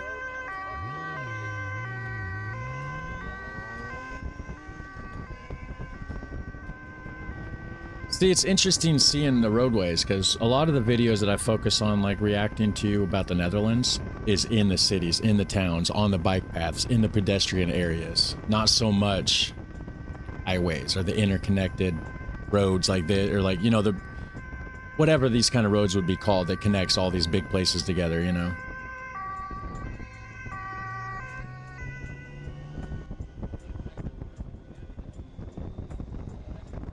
As we merge onto the highway, the officers stay in constant communication with each other. The officers in front warn their commanding officer about oncoming situations that may cause any hazard to the ambulance. It is key that the ambulance can keep a steady pace without the need for any sudden braking or accelerating. Meanwhile, here in the United States, that's all they're doing is slam the brakes on, slam the gas, slam the brakes, slam. It's like, goddamn, you're going to give the damn victim whiplash in the back of the fucking thing before they even get to the hospital. They're going to have 6 more bruises. You know what I mean? If they even make it there on time with as much traffic jams as you see the ambulances around here getting stuck in.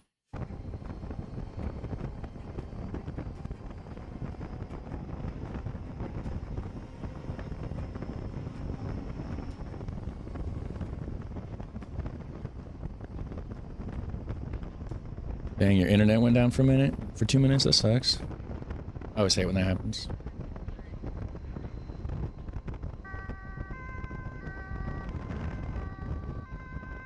This team is just incredible. Their teamwork and precision just wow.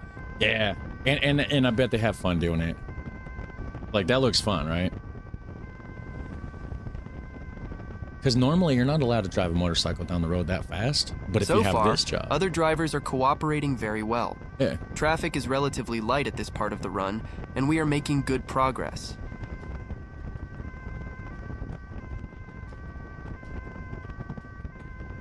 So it's been 4 minutes into his emergency run, basically. How far do they have to go, I wonder?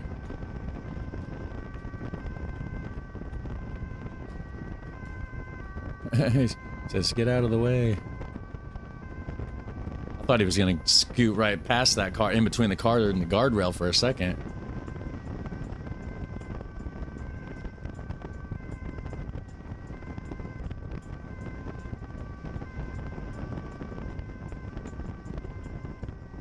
So I would assume people in the Netherlands knows, like, okay, once they go through and clear this path and the car's forced over into the middle lane, don't go back, right? Once the motorcycle passes, don't go back because there's an ambulance coming or something, right? Like, that car goes over there, you stay there. Our officer keeps speeding ahead of the ambulance to make sure the left lane stays empty for other cars. Yeah, keep it empty. Yeah, so here in the United States, idiots would just literally, like, you'd get over, and then they'd probably be mad. Probably be mad that they had to get over and let the bike go through. And then the assholes here, you know what they would do? Guarantee they'd go right back in that same lane that the cop just made him get out of. And then you'd have the ambulance waiting. That's what would happen here. Yeah.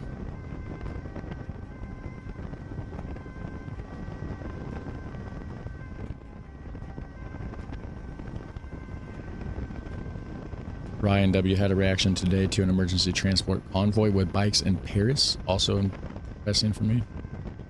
Ryan W. Oh. We take the upcoming exit and proceed on the Ryan Woozer, I think. A4 highway, which leads us south of The Hague and helps us avoid heavy traffic near the city center. What did he say? Highway, which leads us south.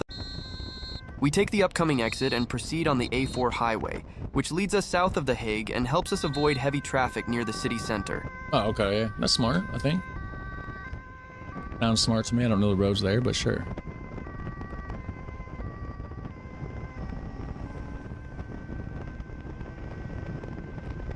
So how fast is he going? Is that the number? Is that 170 kilometers? Is that what it says down there?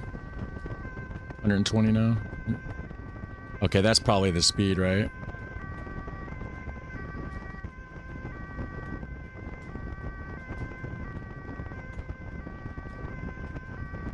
You're not allowed to stay on the left side for too long. Most of the time it's for passing others. It's supposed to be like that here too.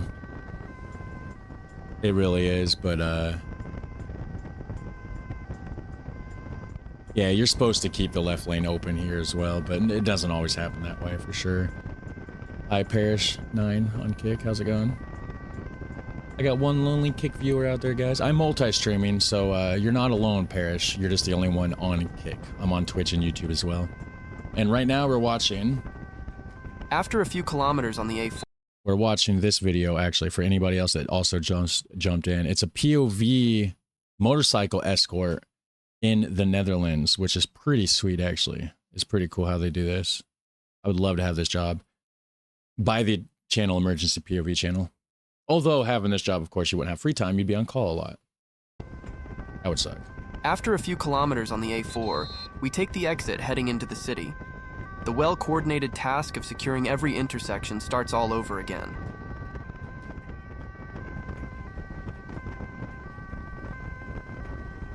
They got to really know the roads over there, though, too, for this. Right? I mean, they just got to really be familiar with the streets and the fastest ways to get around and the best routes to take. And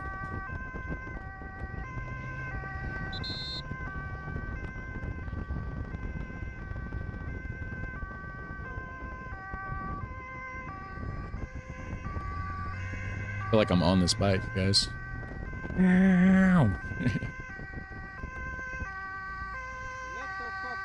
Lane for right, turn in traffic to go left. Wait, hold on. How's this intersection? I thought you guys didn't have stoplights and stuff. There's a stoplight there. You just don't have as many of us as us, right?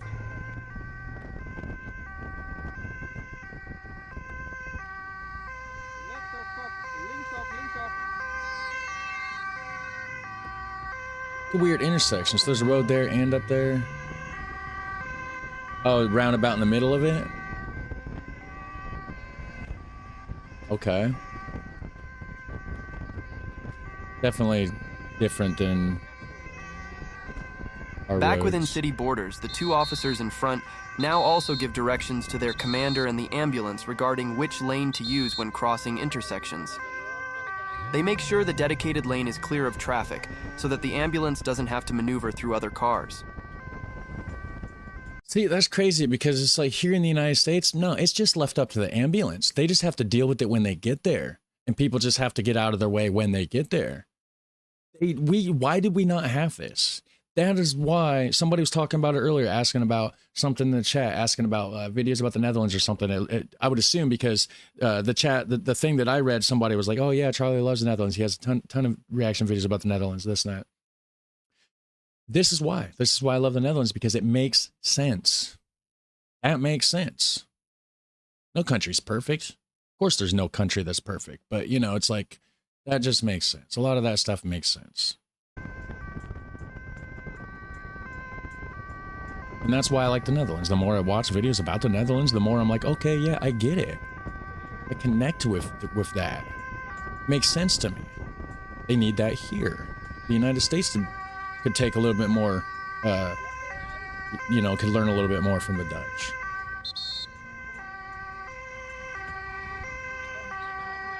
And, you know, other countries too. I mean, of course, again, no one country's perfect, you know. There could be stuff in other countries as well that they could be doing better than even the Netherlands, you know. Probably not cycling.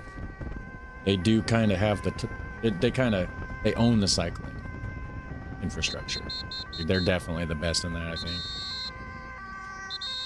But maybe not. I mean, there's other countries that are close to. Do not move. No, dude, stay. Was he talking to the person in the, is he talking to the person in this, Wegen what? Whatever that is? Probably, right?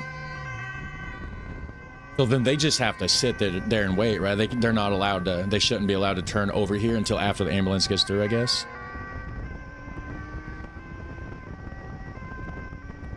What was your dream job to have then, before becoming a friend of the world? My dream job actually used to be tattooing. I used to tattoo, actually. But then, you know, life, stress, anxiety, you know, being around a lot of people in the real world kind of sucks. So virtually is great. Because in the real world right now, it's just me in an empty room with a camera. But in reality, got 34 people watching on YouTube and 3 on Kick and 1 on Twitch. So if I actually had 40 people standing outside my window staring at me, I'd be nervous.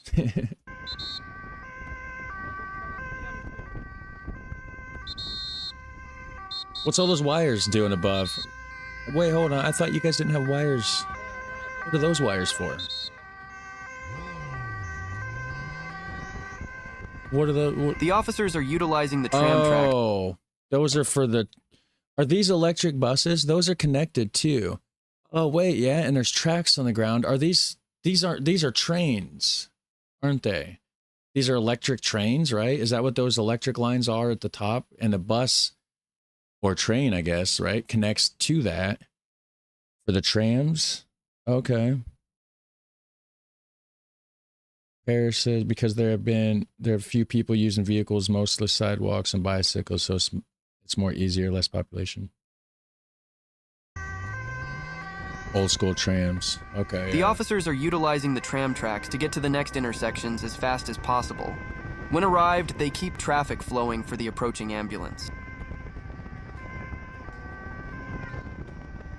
Dang, and they already had somebody there ahead of time too, like right here. It's not like this guy that we're watching, he's not even in the lead. Like this is just part of a whole network. They have somebody else out there ahead of even him to clear his path so he can go through safely, it looks like, or something, right? Because look, there's an officer right there clearing out this whole intersection. This is incredible.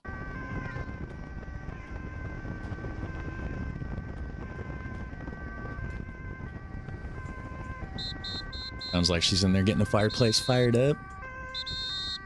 It's going to get nice and toasty in the living room later. It's going to be great. Love fireplaces. They're cozy. Just laying on the couch with a blanket, got the fireplace going, watching a movie, eat some snacks. Sounds like a great Saturday night to me.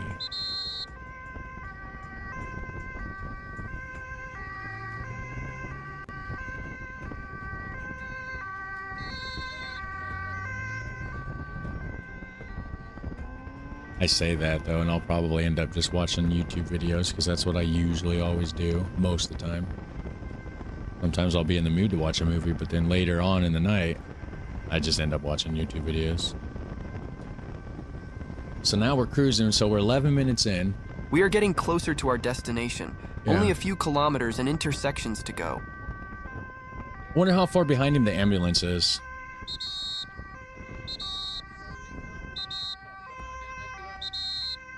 But see, the ambulance, so he went through the trolley track area to get to the next intersection faster, right? I don't think the ambulance can do that. So where did the ambulance go then, right? These city officers as well? Okay. The bikes overtake each other and secure intersections in an alternating manner. Different cities working together in different departments. Okay, okay.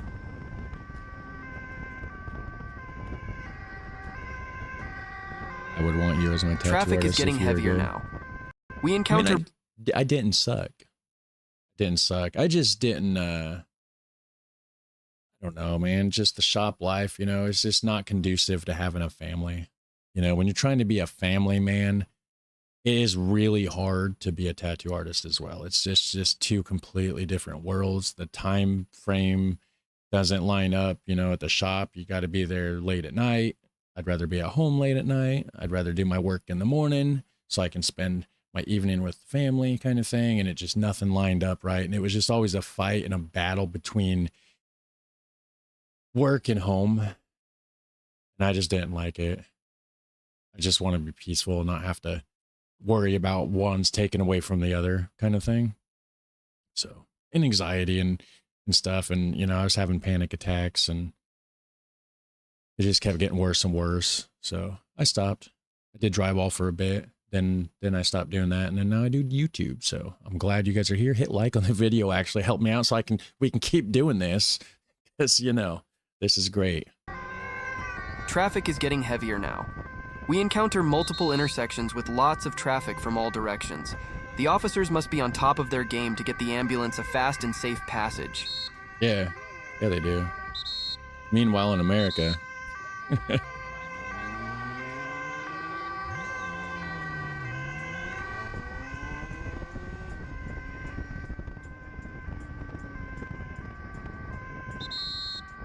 now, if you're in a wide open highway here in America, then sure, the ambulance can cruise. You know, you got a couple lanes. For the most part, people get over and let the ambulance pass.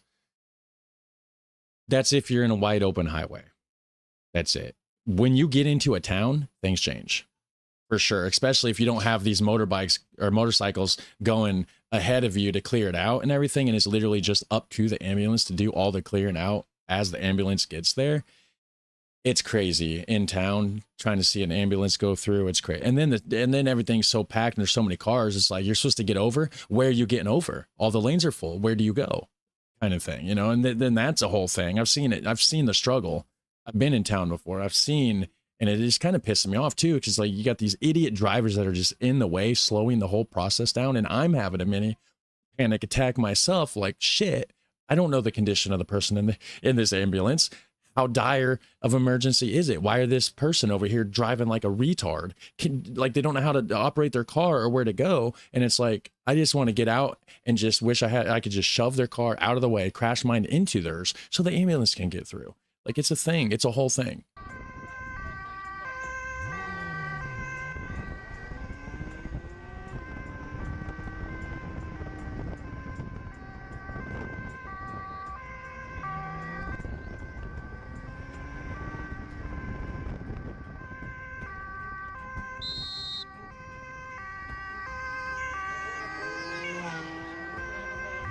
Especially in New York City, I doubt an escort like this would work. Yeah, New York. Yeah, it's like, what do you do there? You know? The officers decide to use the lane for upcoming traffic to get across this intersection as fast as possible. With hand gestures and their whistle, they signal traffic to stay on the right.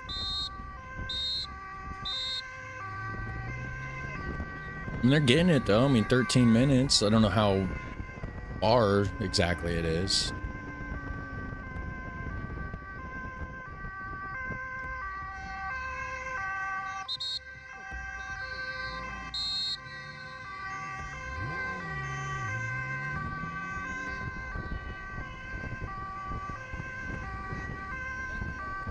Does anybody the final do few this? intersections, we are almost there. Like, does anybody have this job that's watching right now? That would be super cool. What an amazing accomplishment by this elite team. Yeah.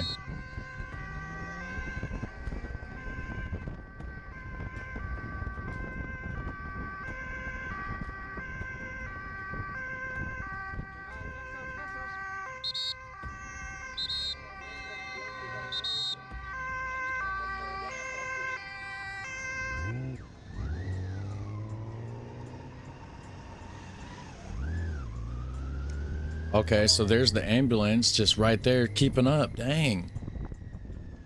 They're there. If you enjoyed watching the video, hit that like button and subscribe to the channel. Not Thank bad. you. See you next time. How far did they go though? Where did it say that they were?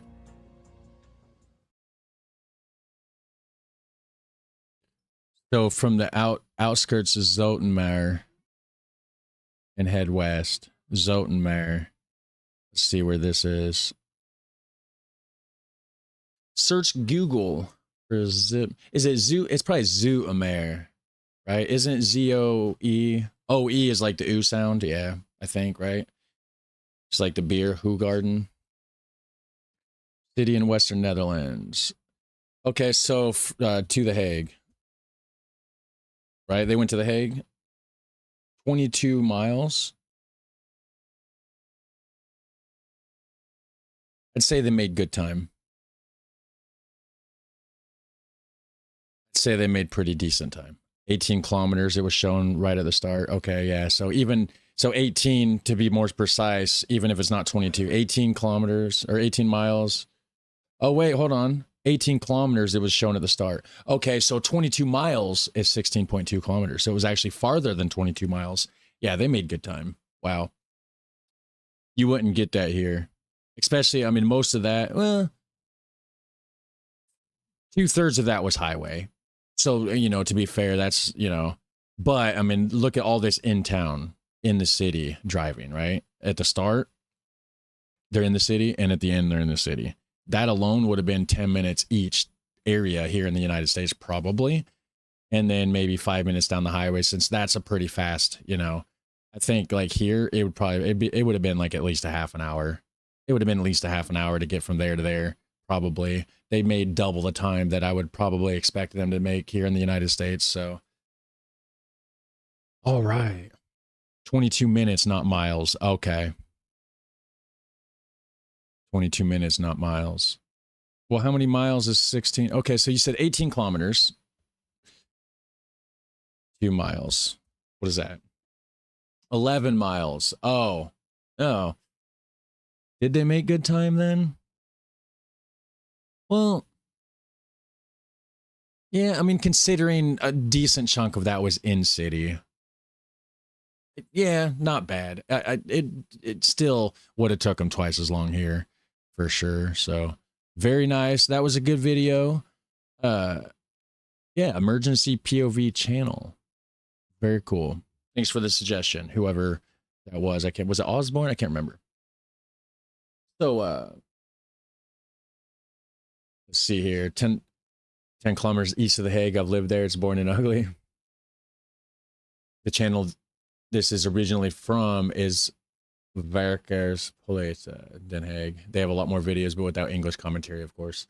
Okay, so then this channel's just add in the English to it, I guess, huh? Zoo, like in Zulu. Okay, Zudertar.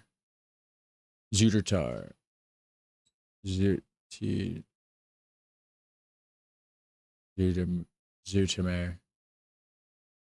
Okay, I tried to pronounce that right. I don't know if I got it. Zoetermeer. Probably better than the first time I did it, right? So let's go to the home thing here.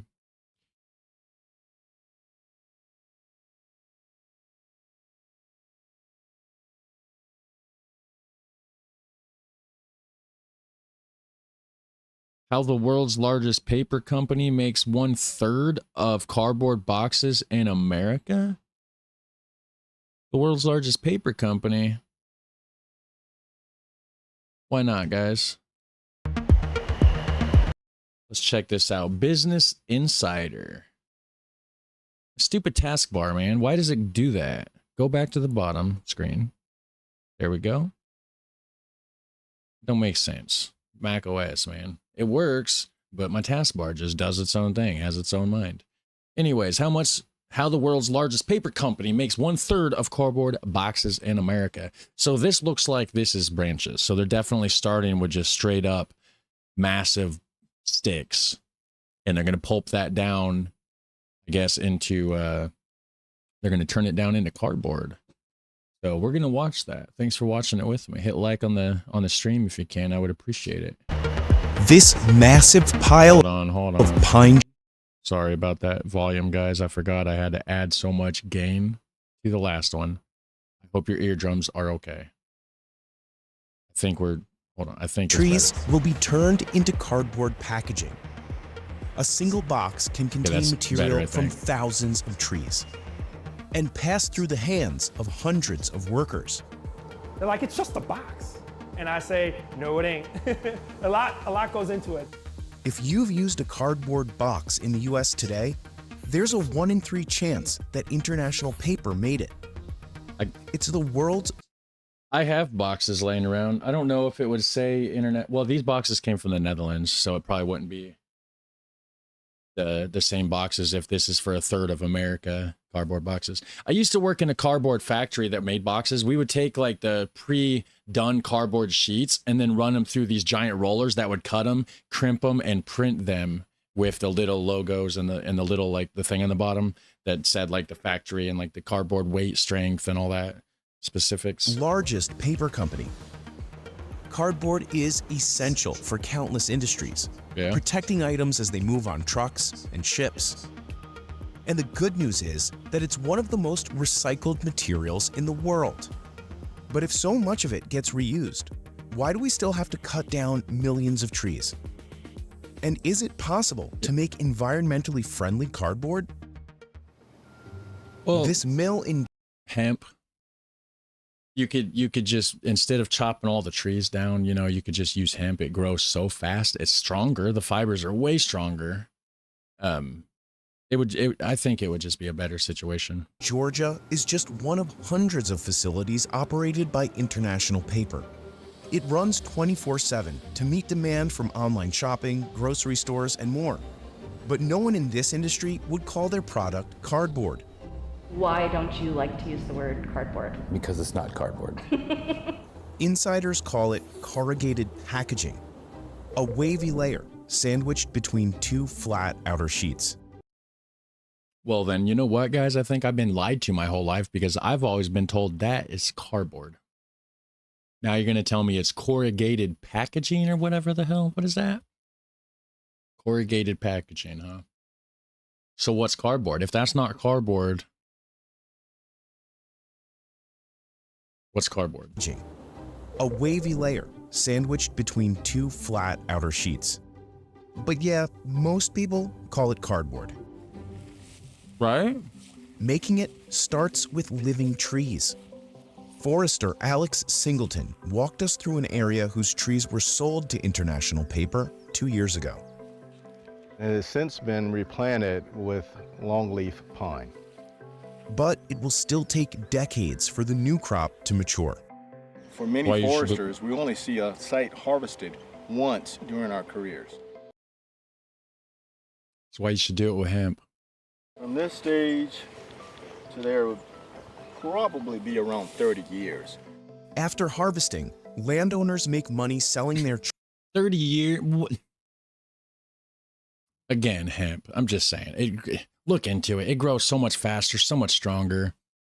Not even talking about the psychoactive ability. Like, we're just talking about the paper manufacturing part of it, the corrugated packaging. Trees to different industries, which makes them into things like lumber, telephone poles, and of course, paper.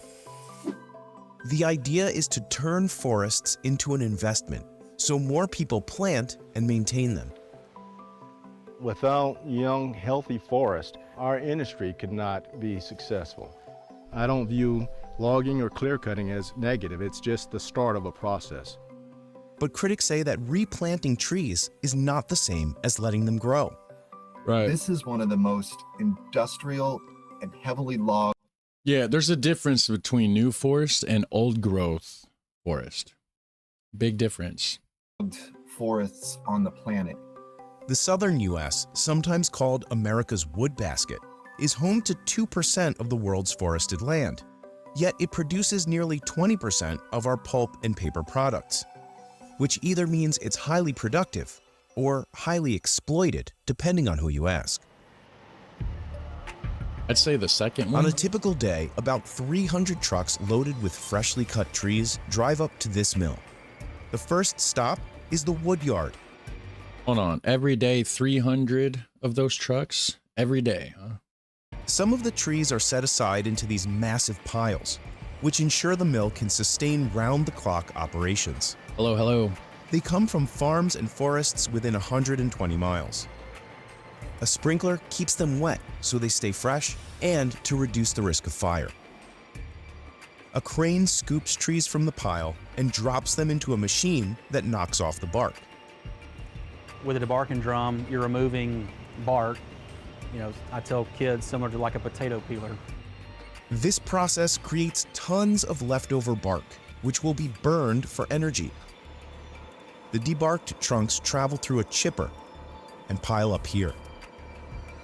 That's a big pile. On that wood chip pile, we can keep up to around 100,000 tons of chips. It'll only take the mill about 10 days to work through this mountain. Jesus. A conveyor belt feeds into the next step, pulping. Pine is made of long, stringy fibers held together by a natural glue-like material called lignin. Paper makers want the fibers, but not the glue, so they use steam and chemicals to dissolve it. The reaction can create gas that smells like sulfur. Ew. If you've ever noticed a rotten odor while driving by a paper plant, that's probably why. So it'll smell like an egg fart, guys.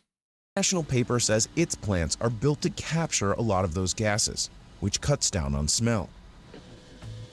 The fibers are covered in a toxic mix of chemicals and tree residue, so they have to be cleaned. Ew, that liquor that's washed off gets evaporated and consolidated and goes into what we call a recovery boiler. In other words, the plant burns those goopy leftovers, creating steam and chemicals that can go back through the process and save energy. We're really plants inside of a plant, so we have our own chemical plant, our own power plant. In fact, this mill makes about 75% of its own energy on site. IP is also burning less coal than it used to, which helps cut down on factory emissions.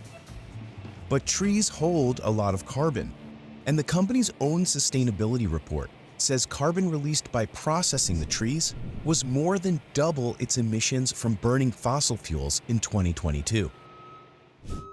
Before So wait, what? So they're trying to make less fossil fuel emissions, tree carbon emissions. So I don't know what. So basically, whatever they're doing now is worse for the environment. Is that what this chart's trying to explain to my feeble tiny brain, I guess? Emissions from burning fossil fuels in 2022. Before the pulp becomes paper, workers add used cardboard to the mix. Looks interesting. Old packaging gets a new start in this warehouse. The boxes that we use here in the recycle plant come from local retailers and grocery stores up to a 300-mile radius from the mill.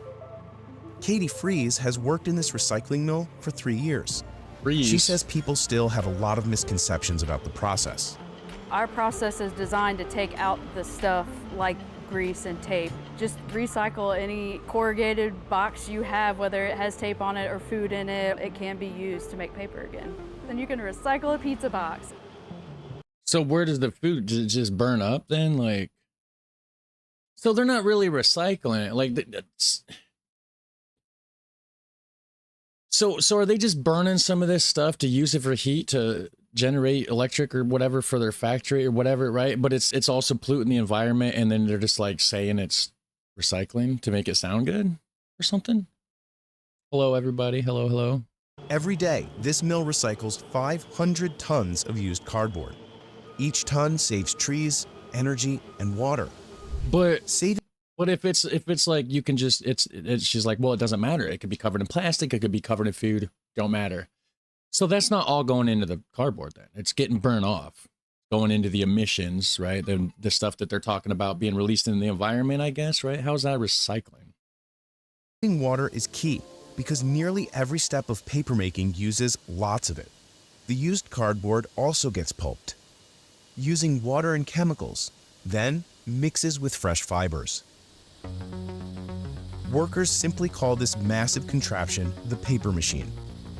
It presses the pulp flat and squeezes out water. Then it sends the mixture through a series of dryers, heated to over 200 degrees Fahrenheit. As it goes down the machine, the sheet gets drier and drier. And after all that, you still only have paper. And it just holds together. To become corrugated packaging, the rolls head to a box plant, like this one in Illinois. Here, flexible paper becomes sturdy boxes.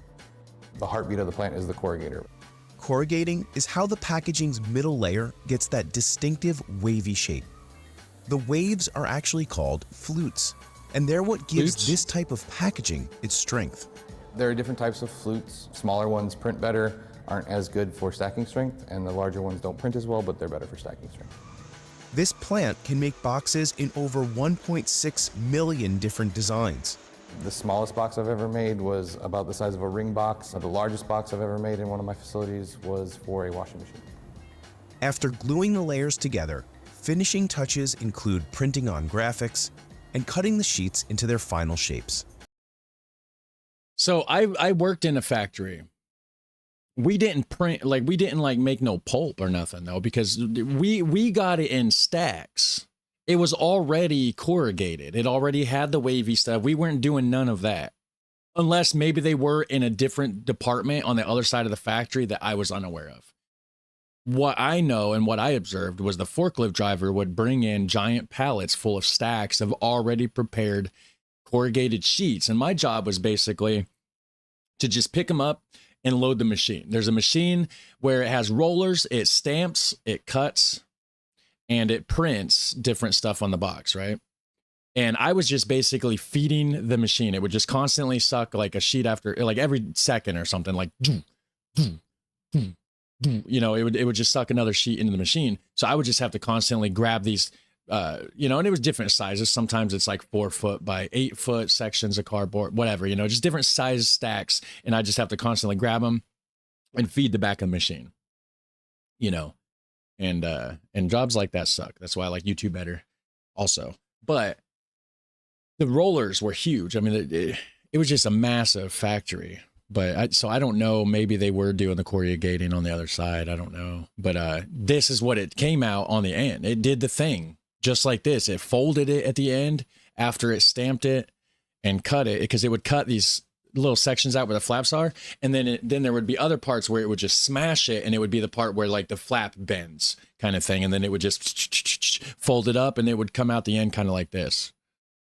Cutting the sheets into their final shapes. To save space, most boxes shipped to customers flat. And any trimmings or waste pieces can be recycled right back into the process. In the US, more than 70% of used cardboard gets recycled, which is much higher than the rates for aluminum, glass, or plastic.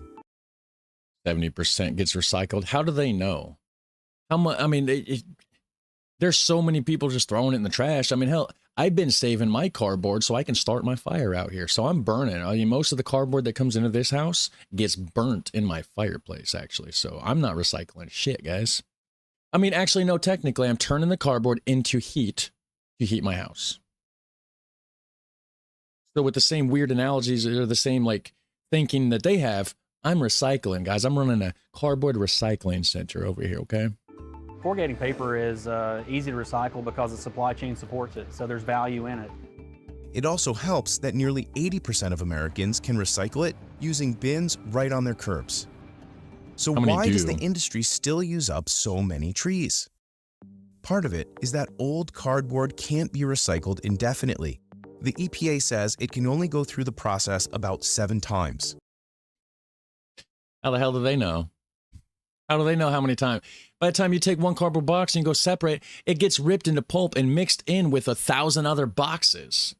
How do they know what part came from what box and how many times it went through the system? What? Each time it goes through pulping and blending, the long, strong pine fibers get a bit shorter and weaker.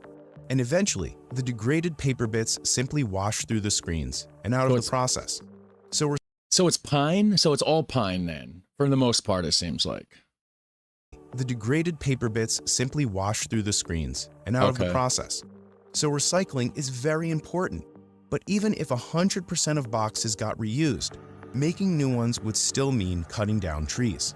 Some experts say the big question is whether the industry manages forests responsibly.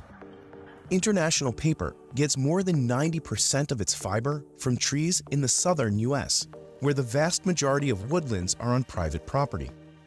What we do is we provide a viable market for that landowner's trees such that they will have the income or revenue to be able to pay for the reforestation that takes place on their lands. Foresters and paper companies argue that without that market, people might just sell their land, potentially losing forests forever to agriculture, parking lots, or other uses. Data from the University of Maryland shows that tree cover in the US today is about the same as it was in the year 2000. For me, as a forester, it must mean that we're doing our job right, that we're taking care of the environment, that we're promoting forest growth. But yeah, I don't know how much of that I believe. I really don't. Like, yeah, sure, they might be planting some trees and stuff here and there, but like, I don't know. I feel like they're ripping more trees out than they're planting, guys. I don't know. I mean, I don't know about that one. Anybody can stretch the numbers to make it seem like anything they want to make it seem like, right? Measuring forest area is complicated. To start, not everyone agrees what a forest even is. Exactly. Pine plantations are not. And that's when you start getting the definition stretched and this and that to make it seem like, oh yeah, we have the same amount of forest. Well, if you change the definition, you start, I don't know.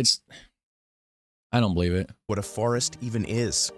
Pine plantations are not forests. Those are tree farms that lack the diversity, the structural diversity, the biological diversity that a lot of these species depend on.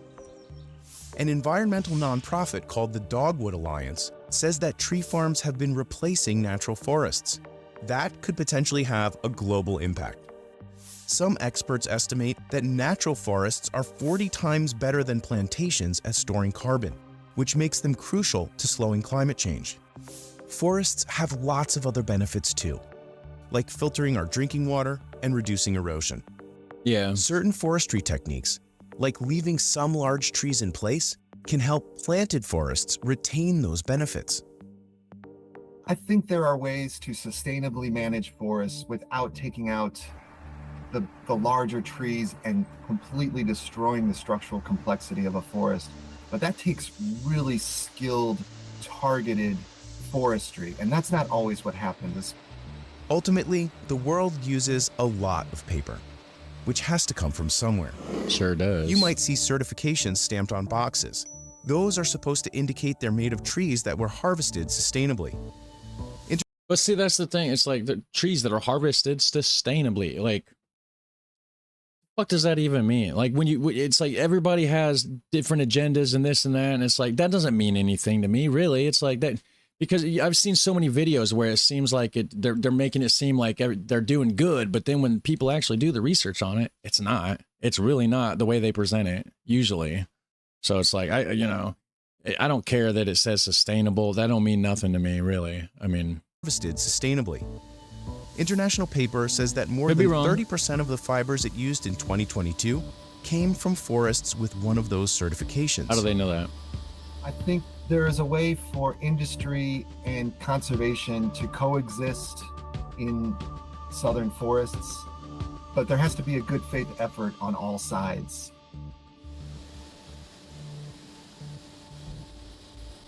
All right.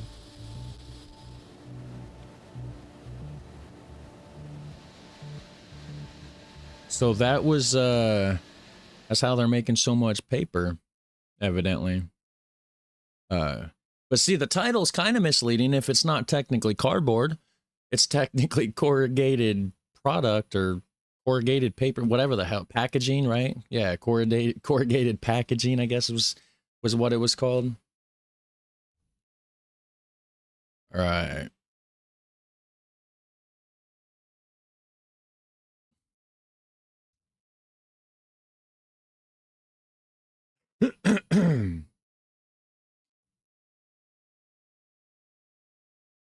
There's the how coins are made. You guys want to see how coins are made inside a U.S. coin factory? See what the chat's saying over here.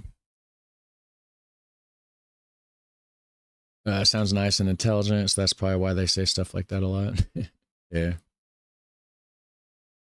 No way for them to know how many times a piece has to be recycled, right? Yeah, exactly. I mean, I guess with the logic of like, okay, well, every time it breaks down, it gets smaller and smaller, and eventually it falls through the gaps in with the sludge, then I guess, sure, they can, like, I guess, make an estimate, possibly. But it's not like a for sure thing, right? Let's see.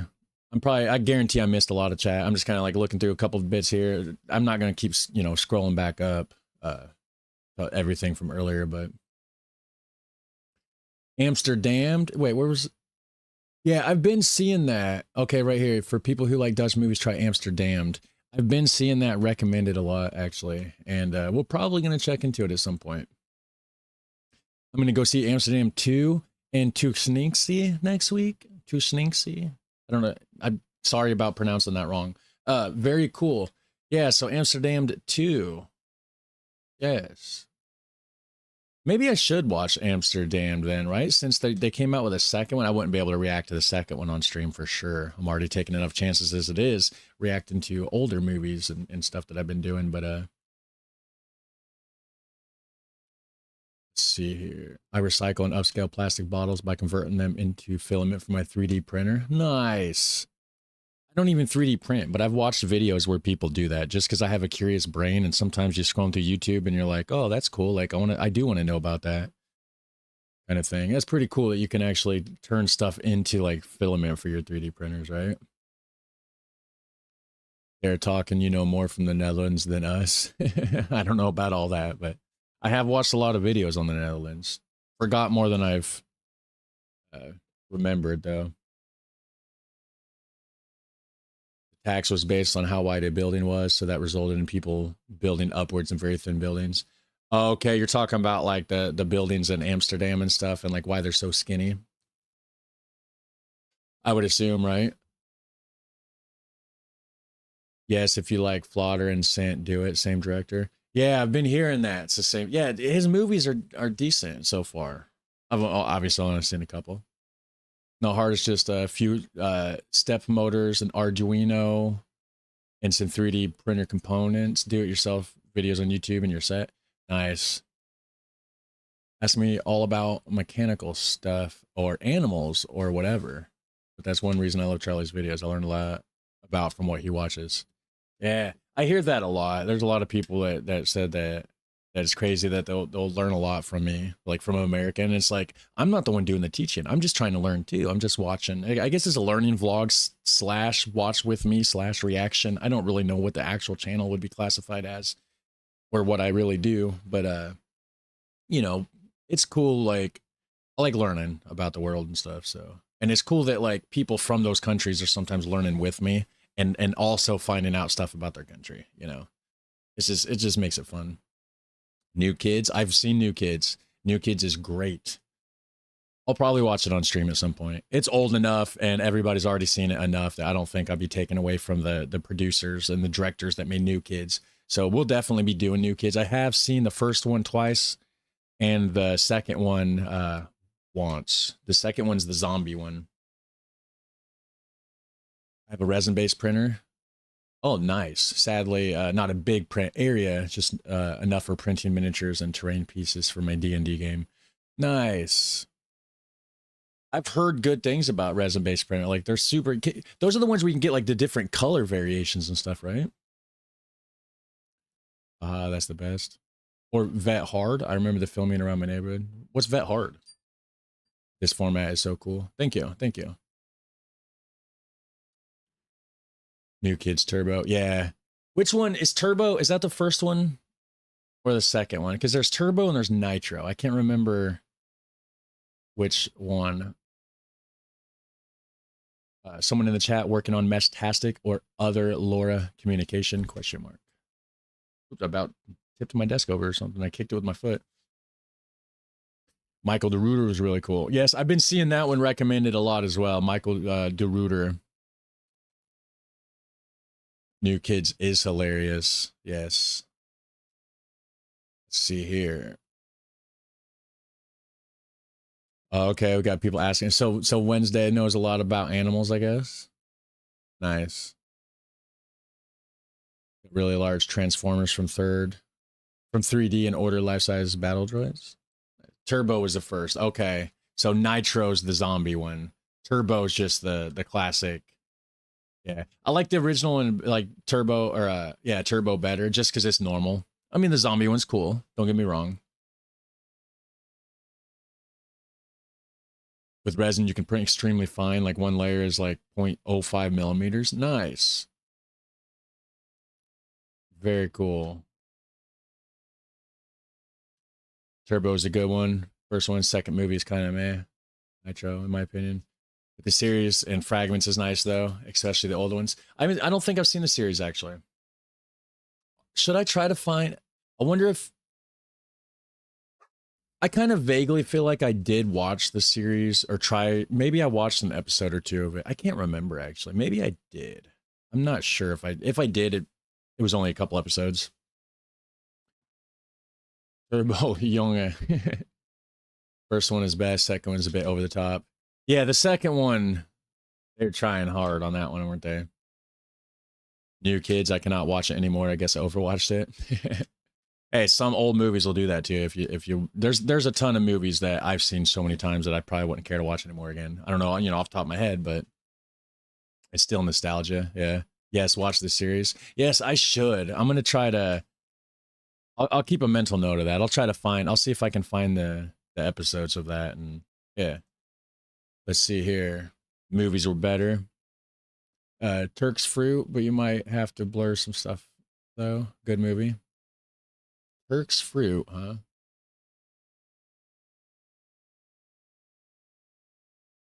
I think they're still on Dumper, the fragment videos, but it'll probably be hard to find because it's all in Dutch. Oh, Dumper. Yeah, Dumper website. Yeah, I think that is where, right? Is that a website? It's like a video platform thing. I think I've looked on here before. And yeah, nothing, there's no translations or anything. Unless there's an extension, because there is an NPO extension for like the NPO. Like if you go to like npo.nl, this is where I was watching the Sinterklaas Journal on, and there's an extension actually called NPO dual, or what is it? NPO star dual subtitles translation extension. And it'll actually translate everything on this website, actually, which is pretty sweet. I only watched Sinterklaas Journal on here, though. But it's weird, though, because it does dual, like, so you'll still have the regular translations, but then it'll have the Dutch or the English translation over it. So you'll have, like, subtitles and English subtitles on top of each other. It gets a little bit confusing, but it works, right? All right, what we got here? Michael D. Reuter. Oh, it's about the VOC. Okay, yeah. Yeah, that's gonna be on the list to do. We're gonna definitely be doing that at some point. I don't know when, but yeah. Let's see. Yeah, you did. Oh wait, fair otters are almost extinct. Okay, you guys are talking about the animals there. Let's see. What's the other one? Yeah, you did a few years back, but was not subbed, right? Okay, yeah. So I guess I did try, but it wasn't. The subtitles weren't right or something. Yeah, I thought so. Thank you. Siska the Rat might be a tearjerker. Siska the Rat, huh? A bridge too far. That's another one. And that's actually really relevant to the channel, actually, too, because it's like, you know, historical, Netherlands, you know, Europe in general. So, yeah, bridge too far. I do just have to be careful with, like, watching, you know, with movies and stuff and getting, you know, my live stream took down for copyright reasons and stuff. And that's why I do, like, the weird squished format, like that, you know, when it's squished into the bottom of the screen like that. Just because that's clearly not a replacement for the original, right? And it should be transforming it enough. Like, yeah, sure, the video still being there playing, but nobody's really enjoying watching it like that. They're really only watching it if they've already seen it and they're there to see my reaction to it. So I think it should be okay. As long as I stick to older movies, not new ones. I can't do Amsterdam 2 when it comes out, or like the new Slaughter reboot. More than likely I can't, you know, not with showing the video on the screen at least. So we'll figure out a way to do it. Michael the Reuter has a statue in New York, if I'm not mistaken. Wonder if you're, you know what, Michael, I'm going to type in Michael the Reuter, New York on YouTube. I wonder if there's a,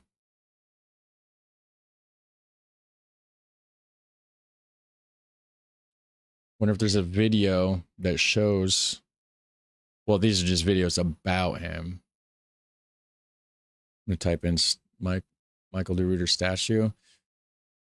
Maybe somebody did a video where they showcased it off or something. Whoa, right here, we got the Admiral Michael de Reuter's house. That's obviously not New York. That would be, I mean, I can't say obviously. I would assume that's that's the Netherlands, right? Look at yeah, we're going to check this out. The Admiral Michael de Reuter's house. Right after I go to the bathroom and I come back, I'm going to refill my my tea. We got this right here, the Admiral Michael de Reuter's house by the channel FPE Humor. So maybe this will be a little bit of a humorous house tour, right? That's always nice. Anyways, links not down there right now, but it will be once I clip this into a regular video on YouTube. But anyways, there's the channel. Go over there and hit like on it. I'll be back. I'm going to refill my tea, go to the bathroom, all that good stuff.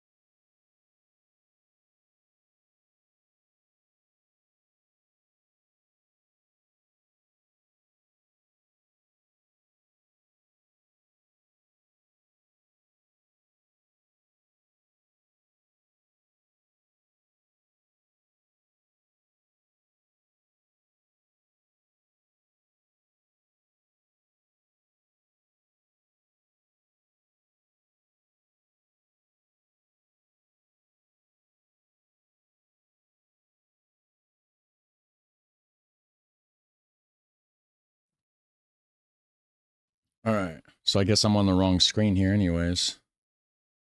I was supposed to be on this screen so you guys could see what video it is. What do we got in the chat here? Got a 14% beer, but it's best before 2045, so I'm not going to open it just yet. What kind of beer do you have?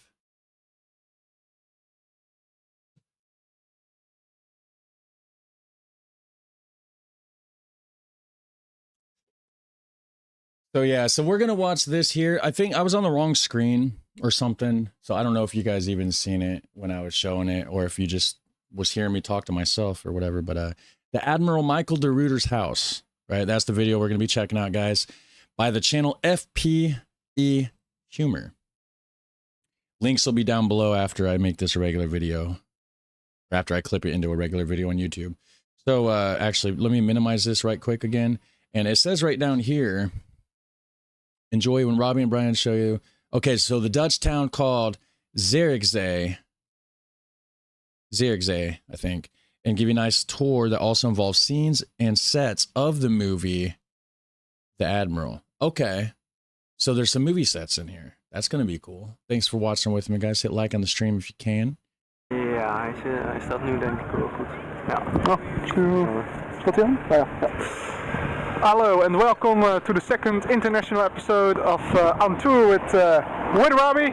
With Robbie and Brian. And Brian. Hello Brian. Hello mate. Life of Brian. Life of Brian. So Life of Brian, that's coolio, yo. Today we are in 9 years ago, I believe it said. Let me double check. Yes. Wait. Yeah, 2016. So this is Zierikzee in June of 2016, guys. That's what we're checking out.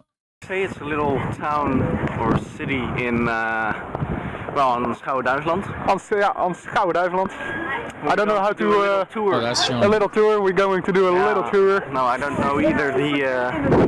We're gonna take a stroll through Zierikzee. And this is one of the places as well where the movie The Admiral was made. In Dutch, Michiel de Ruyter. Yeah, Michiel de Ruyter. Huh? So did they film it here, guys? Then, because it says something about some movie sets. And we actually played a part in those movies. In that movie. Yeah. Extra part. We were extras. We were extras. We were not actors, but we were extras. Yeah. Let's put it like that. Yeah. So yeah, I was seen in. So I pronounced Zierikzee not bad. Thank you. So it's a beer from Jopen Brewery, huh? 14%. Sounds nice. I like a good Dutch ale, like a double or a quad. I've had West Vletteren 12 as well. It is amazing. Right there with the house. Was that my car? To see where you were. No, I thought I seen a BMW for a second. I mean, it might have been, but not the same model that I have. We were both at the scene here. Mine's falling apart. This is where the movie was made. Was shot, yeah, sorry. And this was the outside house of Michiel de Ruyter. Yeah. Michiel de Ruyter. Okay, hold on. So I've been pronouncing it wrong. Michiel de... Of Michiel de Ruyter. Yeah. Ruyter. Okay. Michiel de Ruyter. Yeah. And here we were playing on Angry Mob. Yeah, we were on Angry Mob because because you see the movie. Yeah, I don't really know. So he was an extra then, right? That's what I'm gathering. The guy here was an extra, and then or one of the two. And this is the scene. So they shot most of, or if not all of, the movie in Zierikzee, it sounds like. Why? Yeah, we actually didn't know why we were angry at him, but they just said to us, we'll do this, and so we did. Yeah. I mean, we were, they just said, be angry on Michiel de Ruyter, so we were angry on Michiel de Ruyter. I got a couple old Westmalle bottles here. I got Trappist Rochefort, Orval.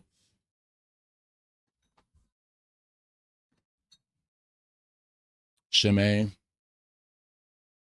and the Westy 12. I keep the bottles because they're cool. They haven't had anything in them in about 3 years. I drank them 3 years ago, 4 years ago, something like that. They just said, be angry on Michiel de Ruiter, so we were angry on Michiel de Ruiter. This way. Yeah. What the filmmakers wanted to do with Zierikzee, the reason why they were here is because they, well, they thought this was looking quite like Amsterdam.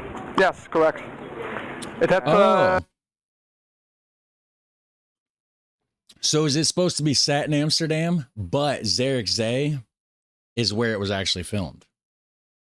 But so in the movie, it's supposed to be Amsterdam. Then, yeah, I guess. Charlie, Michiel de Ruiter. Okay, do the G sound. Michiel de Ruiter.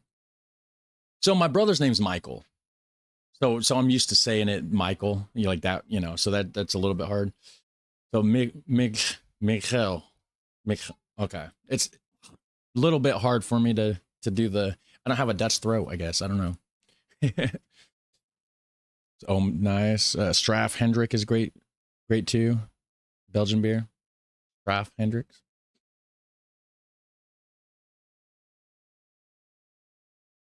Okay, Michiel, like eel. Oh, eel. Michiel. Okay, Michiel. Gotcha. I think. In the movie, this was Amsterdam, how it should have been. The exterior shots of the houses and the whole view should have been Amsterdam, but because filming in Amsterdam is quite expensive, they thought, hey, let's go to Schouwen-Duiveland, to Zierikzee, and well. Yeah, and there you have it. Yeah. So this was actually if you, I live here. But if Zierikzee and And yeah, well, actually, it's just cool. Like, I wish we had stuff like that around here. We do not. Nothing around here looks cool at all. It kind of looks like Amsterdam. Yeah, correct. But you have to. That's correct, right? That we were standing about here, and so I guess I could see that, right? Because Amsterdam, you know, you got the canals that go straight to the edge right here. I mean, it's different. You know, it's. But then again, like. Doesn't Haarlem also have areas that look kind of like Amsterdam too? And I mean, there would be multiple places I would assume that would kind of have this similar style to it, right?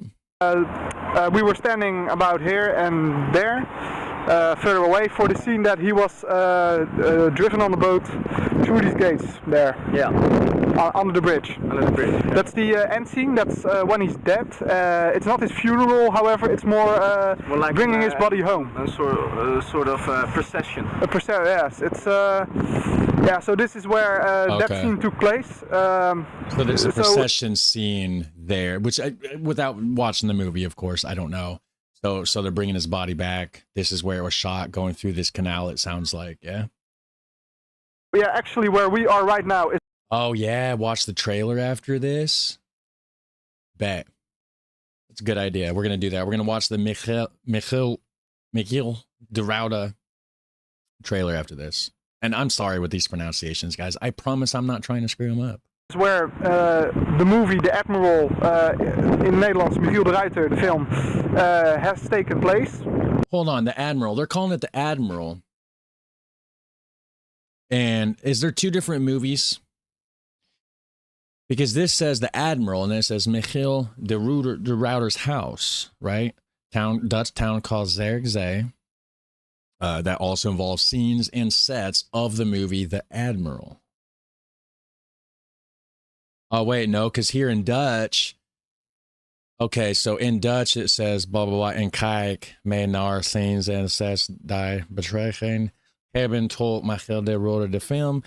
Okay, so so it sounds like in Dutch it's his name. Is this one of those ones where they did like an English dubbed version and the English speaking world is called Admiral? Is that what? Make sure you're not going to choke, mate.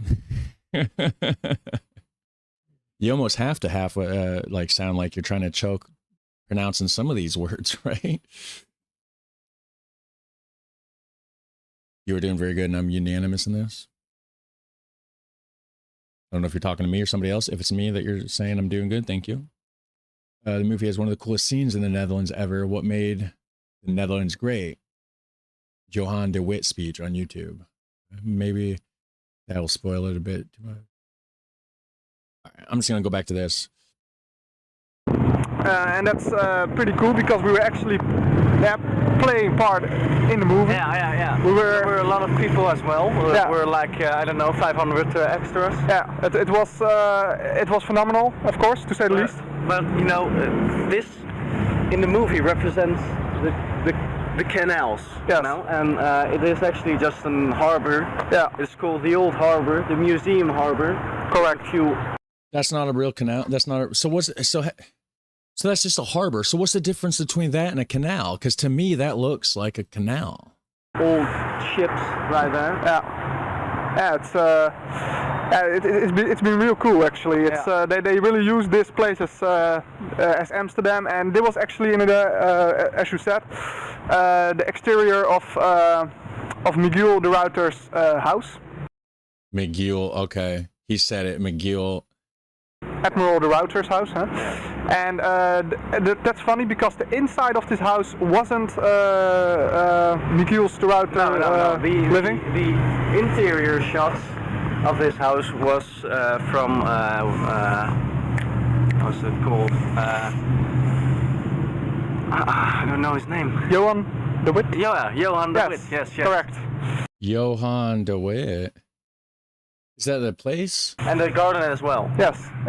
In which I was as well. Yeah, that's cool. As an extra. As an extra, yeah. Yes.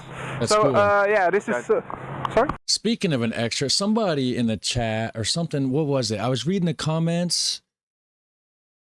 Or was it a chat on a video? I don't remember. Something recently. Somebody's nephew was a stuntman. We were watching, the movie Scent. Yeah. So the movie Scent that we watched yesterday, there's the stuntman in that movie, and his uncle was watching my reaction to it, evidently. And I guess the person's nephew that was the stuntman in Scent has been a stuntman in a bunch of other Dutch films and TV shows, I guess, which is really cool. Really cool. Okay. Oh, yeah. This is sorry, little shit. I just like to hanging on to you. Yeah, oh my god, don't do that. So, this is a gate of Zurich Sea, yeah? And yeah, this, can you tell? The North Harbor Port. The North Harbor Port, in English, yes. And in Dutch is it Noordhavenpoort. Noordhavenpoort, yes. So, So harbor is haven? What was the purpose of this? Can you explain that to me? Well, I presume it was a gateway to hold people that are bad outside. I think so too, yes. It is, I thought, built in like the 1500s, so it would be probably against the French or Spanish people. Probably. Soldiers. Yes. Well, of course, Probably the Spanish, yeah. There's the 1600s. So it's just crazy. Like, so there's just city gates and stuff, and just like, it's just really cool to me. The French and the Spanish and the English were a serious threat in those times. Yeah, they wanted us to be a province of England and France. Yes, correct. And we didn't want that, so we fought back. We fought back, you bitches! The Ruyter. Yes, thanks to Miguel de Ruyter, we're still free here. But you have to admit, the French obviously did a lot of good things, like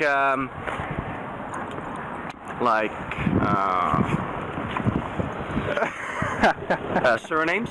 Surnames, yeah. No. Because of them, we, all of us. I'm pretty sure that it was Colombo. No. I'm pretty sure that was Colombo. All right, viewers, what is it? Is it because the French Napoleon? Oh shit! Wait, maybe you're right. Yeah, I heard that. I'm right. I'm. You know what? I don't know. I have to look that up. Sorry. Yeah. Well, you can as well. You can as well, of course. Yeah. That's what I'm thinking. That's because of the surname, or Napoleon is why there's surnames now, right? Well, this is of course a cannon. Brian, take place. Fire that thing. Fire. Yeah. Fire the thing. We need incoming ships over there. Oh, see, that's pretty fun. That's stuff you can do in Zierikzee. Zierikzee. So is this left over from the 80 Years of War? Is that canon from the 80 Years of War then? Pretending there are boats. Need to go. Bye, everybody. Have a nice day. Take it easy, Wednesday Adams. Have a super fun, awesome day. Thanks for stopping by the stream. Coming through that gate and then defending it with this cannon. So yeah, we have a great time, right, Brian? Very great. Very great time. We are so. The plan of Zierikzee. Yeah, that's correct. So where is Zierikzee? This looks like Amsterdam. Yeah, this really looks like Amsterdam. We can say that this is the Amsterdam of Schouwen-Duiveland. Exactly. Yes, it's less perverse though, right? I mean, you don't see on every corner a bunch of hookers seducing you in getting AIDS and HIV. So let's say this is the clean. This is how Amsterdam should be. Should have been. Should have. Now, well, still. Yeah, still. Yeah. It's really how Amsterdam should be, and so if you want to have that Amsterdam feeling without getting herpes and all that kind of stuff, then come to Zierikzee because this is way better for your health. You know, one thing though, I feel like the buildings in the Amsterdam area might be just a little taller, and I feel like it's missing in Amsterdam, a lot of the buildings are like leaning outward, right? And they had like a little pulley on the top from because the houses are so skinny and you can't get anything up the stairs. Back in the day, they'd have a pulley to bring stuff up outside and through the window. And because you're lifting stuff up the side of the house or the building, they would have to lean it outward, right? That way the rope that's, and whatever you're dragging up isn't just dragging across your windows, breaking all the windows on the way up. So the buildings would lean outward and there'd be a little pulley on the top. And normally it would kind of have like sort of a peak, not a peak, like a full peak, but like I feel like the middle would go up somewhat more so in the Amsterdam houses, right? Or buildings. I don't know. I've been to Zierikzee myself a couple of times. Our usual vacation spot wasn't too far away from there. We always were in the Vaanpolder. Huh.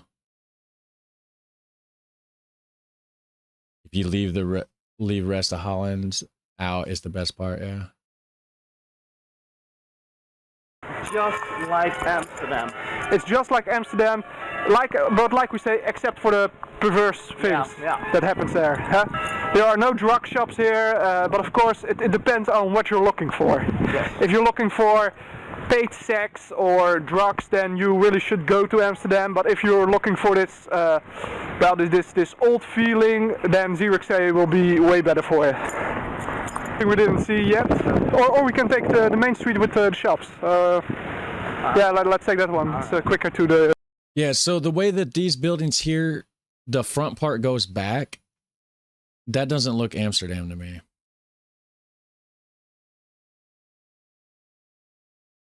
Yeah, the front of that, the way that they lean, they go back. I don't think that's Amsterdam. The top of the buildings doesn't look like it to me. But I don't know. I'm not Dutch. I don't live there. Never stepped foot in the Netherlands a day in my life. Not yet. They do have those types of buildings in town. Oh yeah, I'm not sure. I'm not saying that they're not there at all. It's just not something that I normally would recognize as Amsterdam. Like normally I feel like the Amsterdam the architecture, the tops of the buildings don't look like that to me. I don't know. I've only seen like probably specific areas, right? That's in the videos that I've watched, not of course the whole of Amsterdam. The main street with the shops. Let's take that one. It's quicker to the car. But they don't have to know that. No, they don't. So know that. That's fine. Yeah, parking in Zierikzee sucks. That's something I have to tell. But it's not as bad as in Amsterdam. You don't. You got much. See, even all those buildings up that way, down at the end right here, if it pans it up again, they're just all leaning backwards. Like the peaks of the roof are going backwards. You don't see that much. Parking lot not the part that I've seen. Of course. That's more like Amsterdam. See on the right there, how that peak is flat in the front. It doesn't lean back. don't know if I'm even explaining that right, but well, Amsterdam, there are not. Yeah, so this building there looks Amsterdam, and this one here, where the front of it goes up, but not back. The ones that go back look out of place to me. Yeah, you have garages. Yeah. A coach. That's a coach. Nice coach. Nice coach. You can ride that thing for $5. This might be the damn car. Something we are not planning to do, right? No. Not today, at least. This is the, At least. Oh. Wait. No. Undo. I had to hit escape. That's on hold. What the hell? Okay. That's weird. I don't know why it did all that. But anyways. I don't want it like that. Oh, did it like pop out in its own little player? Wait, what? How did I make my YouTube all weird? I was trying to show you it's the Admiral Michael Miguel, I can't say it. It's that guy's house. Zergzay. I don't know why I'm like in this weird full screen view now. Oh well. Because we're cheapskates, yes. I you know, for a big part, I grew up here in New Zealand as well. So I'm partly cheapskated, right? Yes, you are. I've got cheapskates in my blood. Did you say this part of Zeeland? Hold on, are they in Zeeland? No, for a big part, I grew up here in New Zealand as well. So I'm partly cheapskated, right? Is this Zeeland? You are. I've got cheapskates in my blood. Me too. So yeah, me too. That's cool. So we're just giving you a little impression of what Zero is like. Yeah, so we'll be quiet right now and just enjoy the view. It definitely doesn't look like Amsterdam no more right through here, does it? Well, maybe. I guess every street don't have a canal, right? Oh,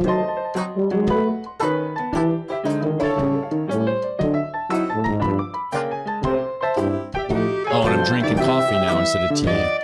Went in there, she had a pot of coffee going. It smelled so good.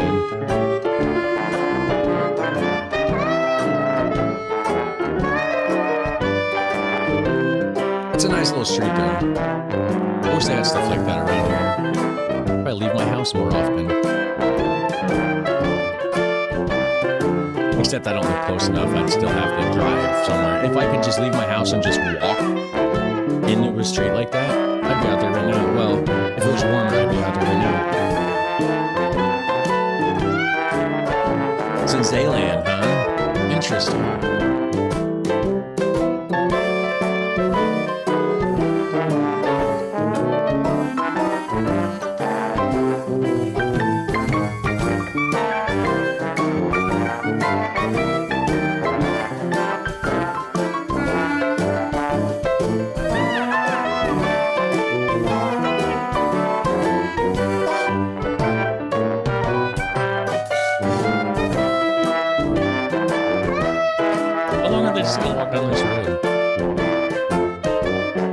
They're just doing a tour for a little bit, huh?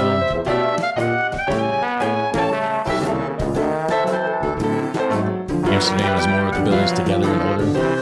Yeah, the buildings are definitely closer together in Amsterdam, aren't they? Skinnier and taller, I think.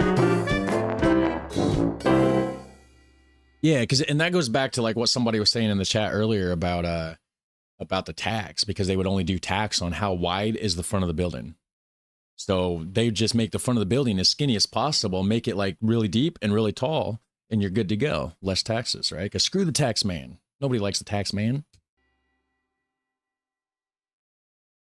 So we really enjoyed cheapskates. Because we're cheapskates, yes. Right. Walking with you through Zierikzee, and we hope we see you again soon. Yeah. Brian, thank you for walking. You know, for a big part, I grew up here in New Zealand as well. So I'm partly cheapskated, right? Yes, you are. I've got cheapskates in my blood. So yeah. Where's it? That's cool. So we're just giving you a little impression of what.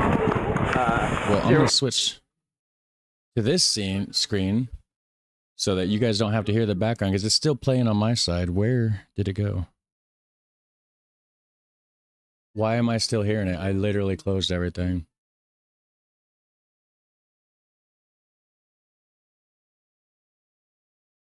Oh, it was opening another weird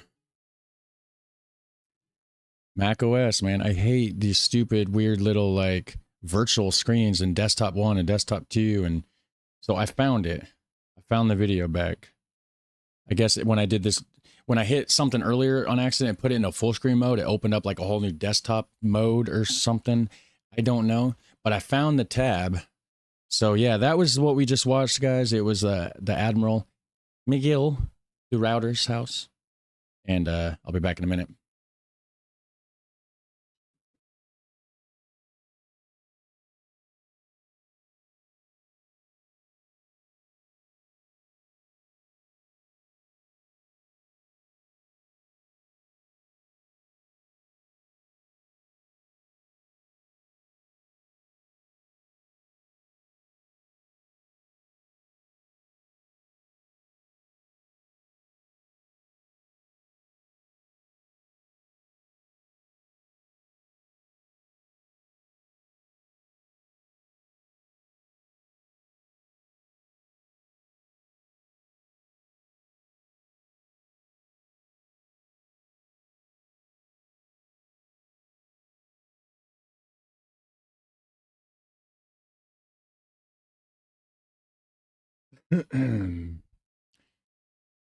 All right.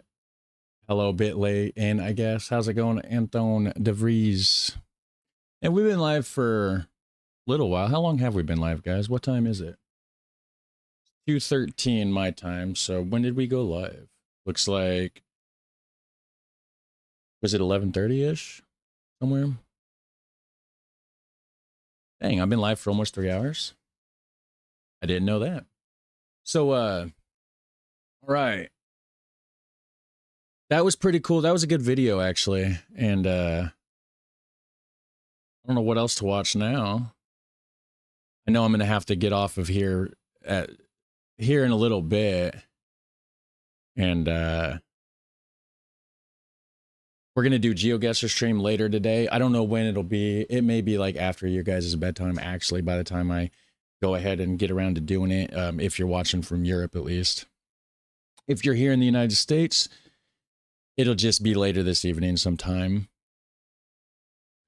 And I guess there's a Chinese military parade. Is this real? Is this happening right now? Or is this, because I've clicked on one of these before and it's like, it'll be like, started streaming 6 months ago. And it's like, how is that live? The two types of 191 yeah, see right here. Started streaming on September 2nd, 2025. They're not still doing the same parade. Why do these channels do that? I don't understand. That's dumb. I don't care about China's military parade anyways.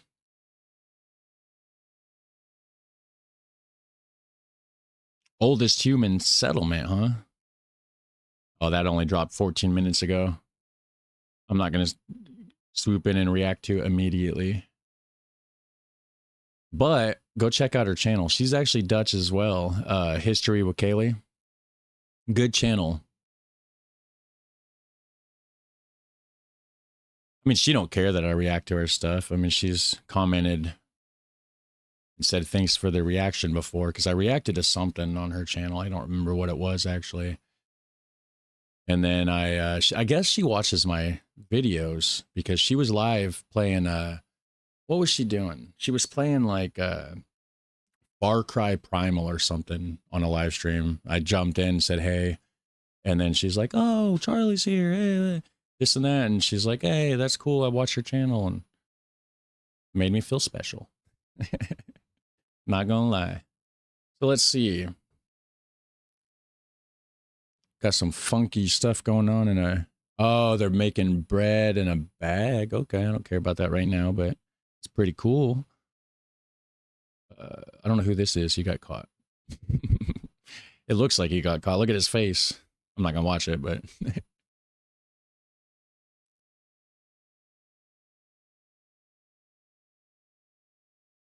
Yeah, so I guess we're in war with Syria now, or ISIS in Syria or something. I don't know. More U.S. strikes on Syria possible as Trump vows revenge, which I don't understand because he's like, oh, well, I'm going to be the president that stops wars. We're not going to go to war.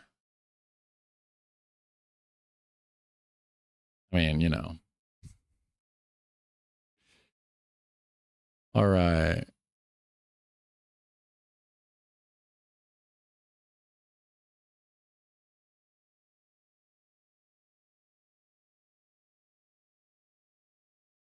I'm not seeing anything interesting. I mean, I see a lot of stuff interesting, but I don't know what to watch with you guys. See what the chat's doing. Oh, yeah, the DeRuyter trailer. Duh. I forgot about that. Let's see what else is going on in the chat here.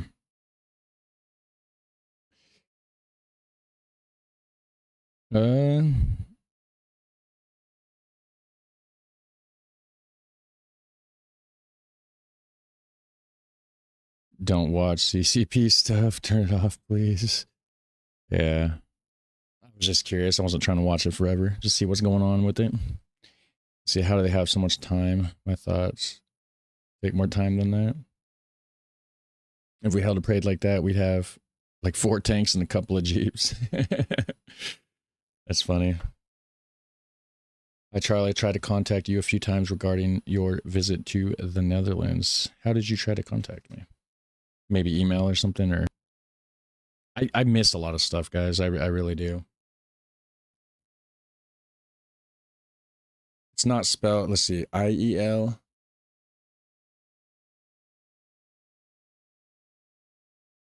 Michael DeRuyter trailer. McGill. It's weird. And it doesn't even say Michael. I'm just reading it as Michael for some reason, because my brother's name is that. Or his name Michael, not this one. So Michiel de Ruyter trailer. Now, is this going to be in English?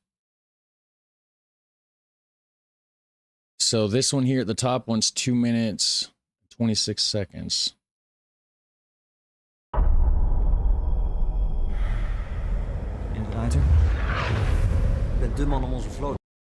Okay, so that sounds very Dutch. So we need this here. All right, so translation extension, or the subtitles are on. We got the Michael DeRuyter, McGill de Ruyter trailer by A Film Tube channel, or at least that's the channel that's hosting it on YouTube there. So go look, click like on that. We're gonna check this out. You worked at the Efteling for 6 years. You loaded me on my personal guide. Dude, that's cool as hell. Yeah, I'll try to, yeah, message me on like Discord. I do have an email. I think it's in the description somewhere, or maybe on like my channel page or whatever. But yeah, and I apologize if you've been trying to get a hold of me. There's a lot of people that try to get a hold of me, and I got a lot of stuff going on, and I'm lazy in the real world too. When I'm done with videos, sometimes I just like check out and don't look into stuff, and I need to be more on top of it, actually. So anyways, let's check this out. McGill DeRuyter trailer. Go.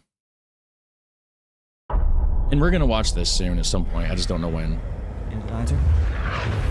Je bent de man om onze vloot te leiden. Als opperbevelhebber. Je bent een van de meest ervaren mensen in onze vloot. De Engelsen zitten niet stil, Ruyter. We moeten de vloot nu opbouwen. De Engelsen willen oorlog met ons voeren omdat wij Nederlanders zijn. Vrije Nederlanders. Ja, niets gemist heb. Ik had er alleen voor stond dat ik er niet bij was. Dus had je toch niet meer in de steek. Het gaat om het landsbelang, Ruyter. Ga maar. Het heeft weinig zin om thuis te blijven als er straks geen thuis meer is. So this is the dat is de sleutel. So this is a VOC ship then, right? So he's on the VOC. This kind of looks familiar. I may have watched the trailer to this before. I may have, but my memory sucks. So VOC, I'm assuming he's leaving for the VOC. Leaving out to go on the high seas. How the hell did they get there?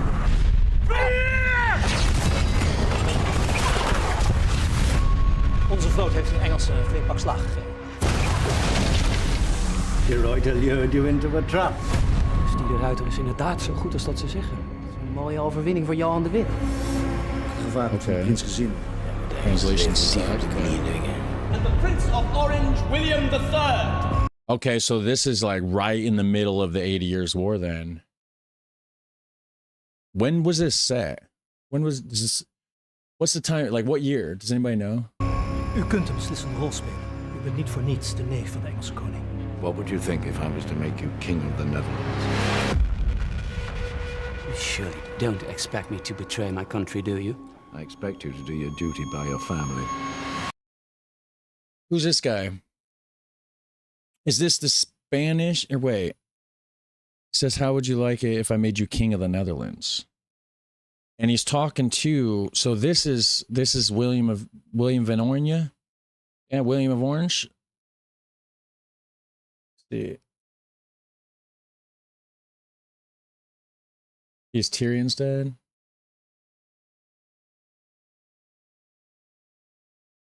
Tyrion, 1600. Tyrion. Who's Tyrion? You talking about Tyrion Lannister from Game of Thrones? Dutch England War, the king of, okay, so king of, oh, this is the part, this is where England was trying to, okay, so this is the king of England. Wait a minute, that is Tyrion Lannister. That's the guy that plays, that is the guy from Game of Thrones, not him, but the other guy. My country, do you? I expect you to do your duty by your family. Wow. Jij kunt het symbool van ons verzet zijn, Michiel. En burgeroorlog om geweten hebben. Juist nu moeten we laten zien dat we kunnen samenwerken. Dit is het moment om mijn slag te slaan. Jij moet ze tegenhouden. Ik vind geen betere dan nu. Voor zo'n man wil je je leven nog een keer op het spel zetten. Voor een man die nog nooit heeft bedacht hoe het voor ons is en onze kinderen. Juist voor jou, juist voor de kinderen. Begrijp dat dan. Hij garandeert jullie veiligheid als ik weg ben. We moeten dit land met z'n allen weer opbouwen. Dit is onze belangrijkste toevoeging. We kunnen onze vrijheid alleen beschermen als we ook willen vechten voor die van een ander. Is that like an old Danish flag on that last boat? Yeah, so that looks... Hold on, where's it at? Is that like an old version of a... Or no, wait. No, that's an old England flag in the top corner of a red... What flag would that be, I wonder? But yeah, so this looks really good. Even with the translation error, right? I mean, obviously the subtitle translations wasn't really... you know, doing any justice there. So Golden Age, 1600s, yes. Tywin. Okay, yeah, you're right. Tyrion's the dwarf. Yeah. Hi, Charlie. How are you doing? I'm doing good. How are you doing, SDG? Hopefully everybody's doing amazing. It's because Charlie is secretly AI generated. Yeah.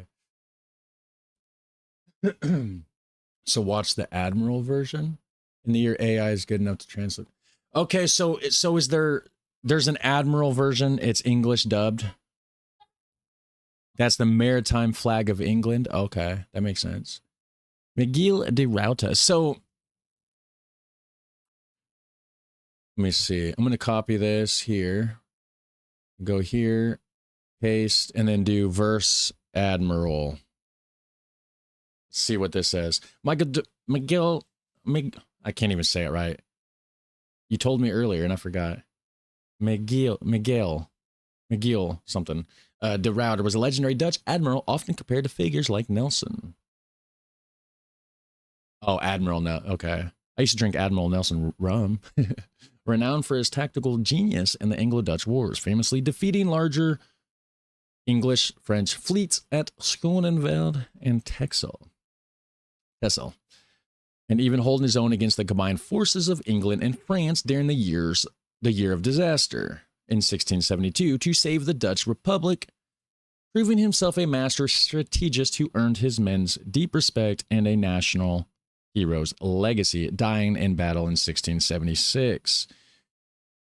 This doesn't tell me about, I was asking about that versus the Admiral movie, but I'll just type in movie at the end, I guess, and see. Miguel de Ruyter titled Admiral internationally. Okay, so in the international film world, it's the title Admiral. It's a 2015 Dutch historical epic about the famed 17th century naval hero who led the Dutch fleet during conflicts with England. So is Admiral in English, right? Let's see, title. Known as Miguel de Ruyter in the Netherlands and Admiral internationally. Okay, great. What about the spoken language? Is it like dubbed? I'll just look in the chat. You guys are smarter than AI, right? Just open the top video. And then towards the flagship of the England. Wait, top. I'm already off of that. Was that from earlier?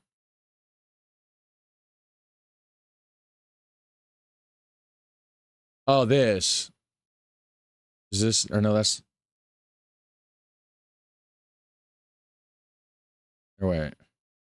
Oh, that's the trailer there. Maybe custom and Dutch movies that have a separate audio track. Good English subs. Okay, so they do have. So the top video probably was on YouTube, huh? But yeah, so I guess it sounds like there is good English subtitles. We're gonna watch it soon. I don't know when. It can't be today. I got other stuff going on. And I do want to do GeoGuessr later. I got to get a hold of everybody for our Christmas stuff. We got to figure out what's going on with that. So honestly, now that I'm thinking about it, I might just have to go ahead and end the stream now, really, because my mom was trying to call me earlier, a couple hours ago, and we got to figure out all that stuff. I got stuff going on tomorrow. I don't know if I'll be live tomorrow. I'm not actually sure. If I am, it'll be earlier in the day for sure. I'll be live later today. We're going to be doing some GeoGuessr, so definitely stay tuned for some GeoGuessr. I don't know if we're going to do. I want to do some duels on the ranked leaderboard thing, because I got like a day left. And actually, I'll show you real quick. We'll go to the GeoGuessr website, because there's like a ranked duels thing, and the top 32. Oh, I'm on the wrong screen. I did that earlier. So on the top, so on here, where's it at? Duels. Yeah, so on the duels, it looks like one more day, 4 hours, 30 minutes left of this rank. And I came in second on silver rank 3, actually. Or silver 3. I came in rank 2 on silver 3. So I do want to get at least up in the leaderboard. I have to be in the top 32 as of a day and 4 hours from now. So I'm number 38 right now. So I will be probably, when we do GeoGuessr later, I'll probably focus on some team duels. But of course, everybody loves play along. So we'll do both, right? We'll do some duels. Maybe I'll start with duels, do some warm-ups, and then we'll do like a party thing where people can like play along with and all that kind of stuff. But I'm going to go ahead and get out of here. And if you're still watching, whoever it was that works at the Efteling, just try to get a hold of me on Discord. I don't know when for sure I'll be able to respond to you. I got some other stuff. Like I said, I got other stuff going on and everything. But here, hopefully shortly, here soon, the next couple days or whatever, I'll get back with you. And how long from now? How long from now? Honestly, no clue. I have no clue. I got to get a hold of my mom and stuff. It could be a 20-minute phone call. It could be a 3-hour phone call. It really, I don't know. I got to get some lunch. I'm a little hungry, stuff like that. So, yeah, sorry for being so random about it, but we'll be live. We'll be live at some point. So I guess just stay looking out for notifications. It could be a couple hours. It could be 3 or 4. I really don't know, but yeah, hit like on the live and everything. Hit like on the stream. Follow if you're watching on Twitch or Kick. Subscribe on YouTube. And you guys have a super fun, awesome day. I'll catch you in the next one. Take care. Bye.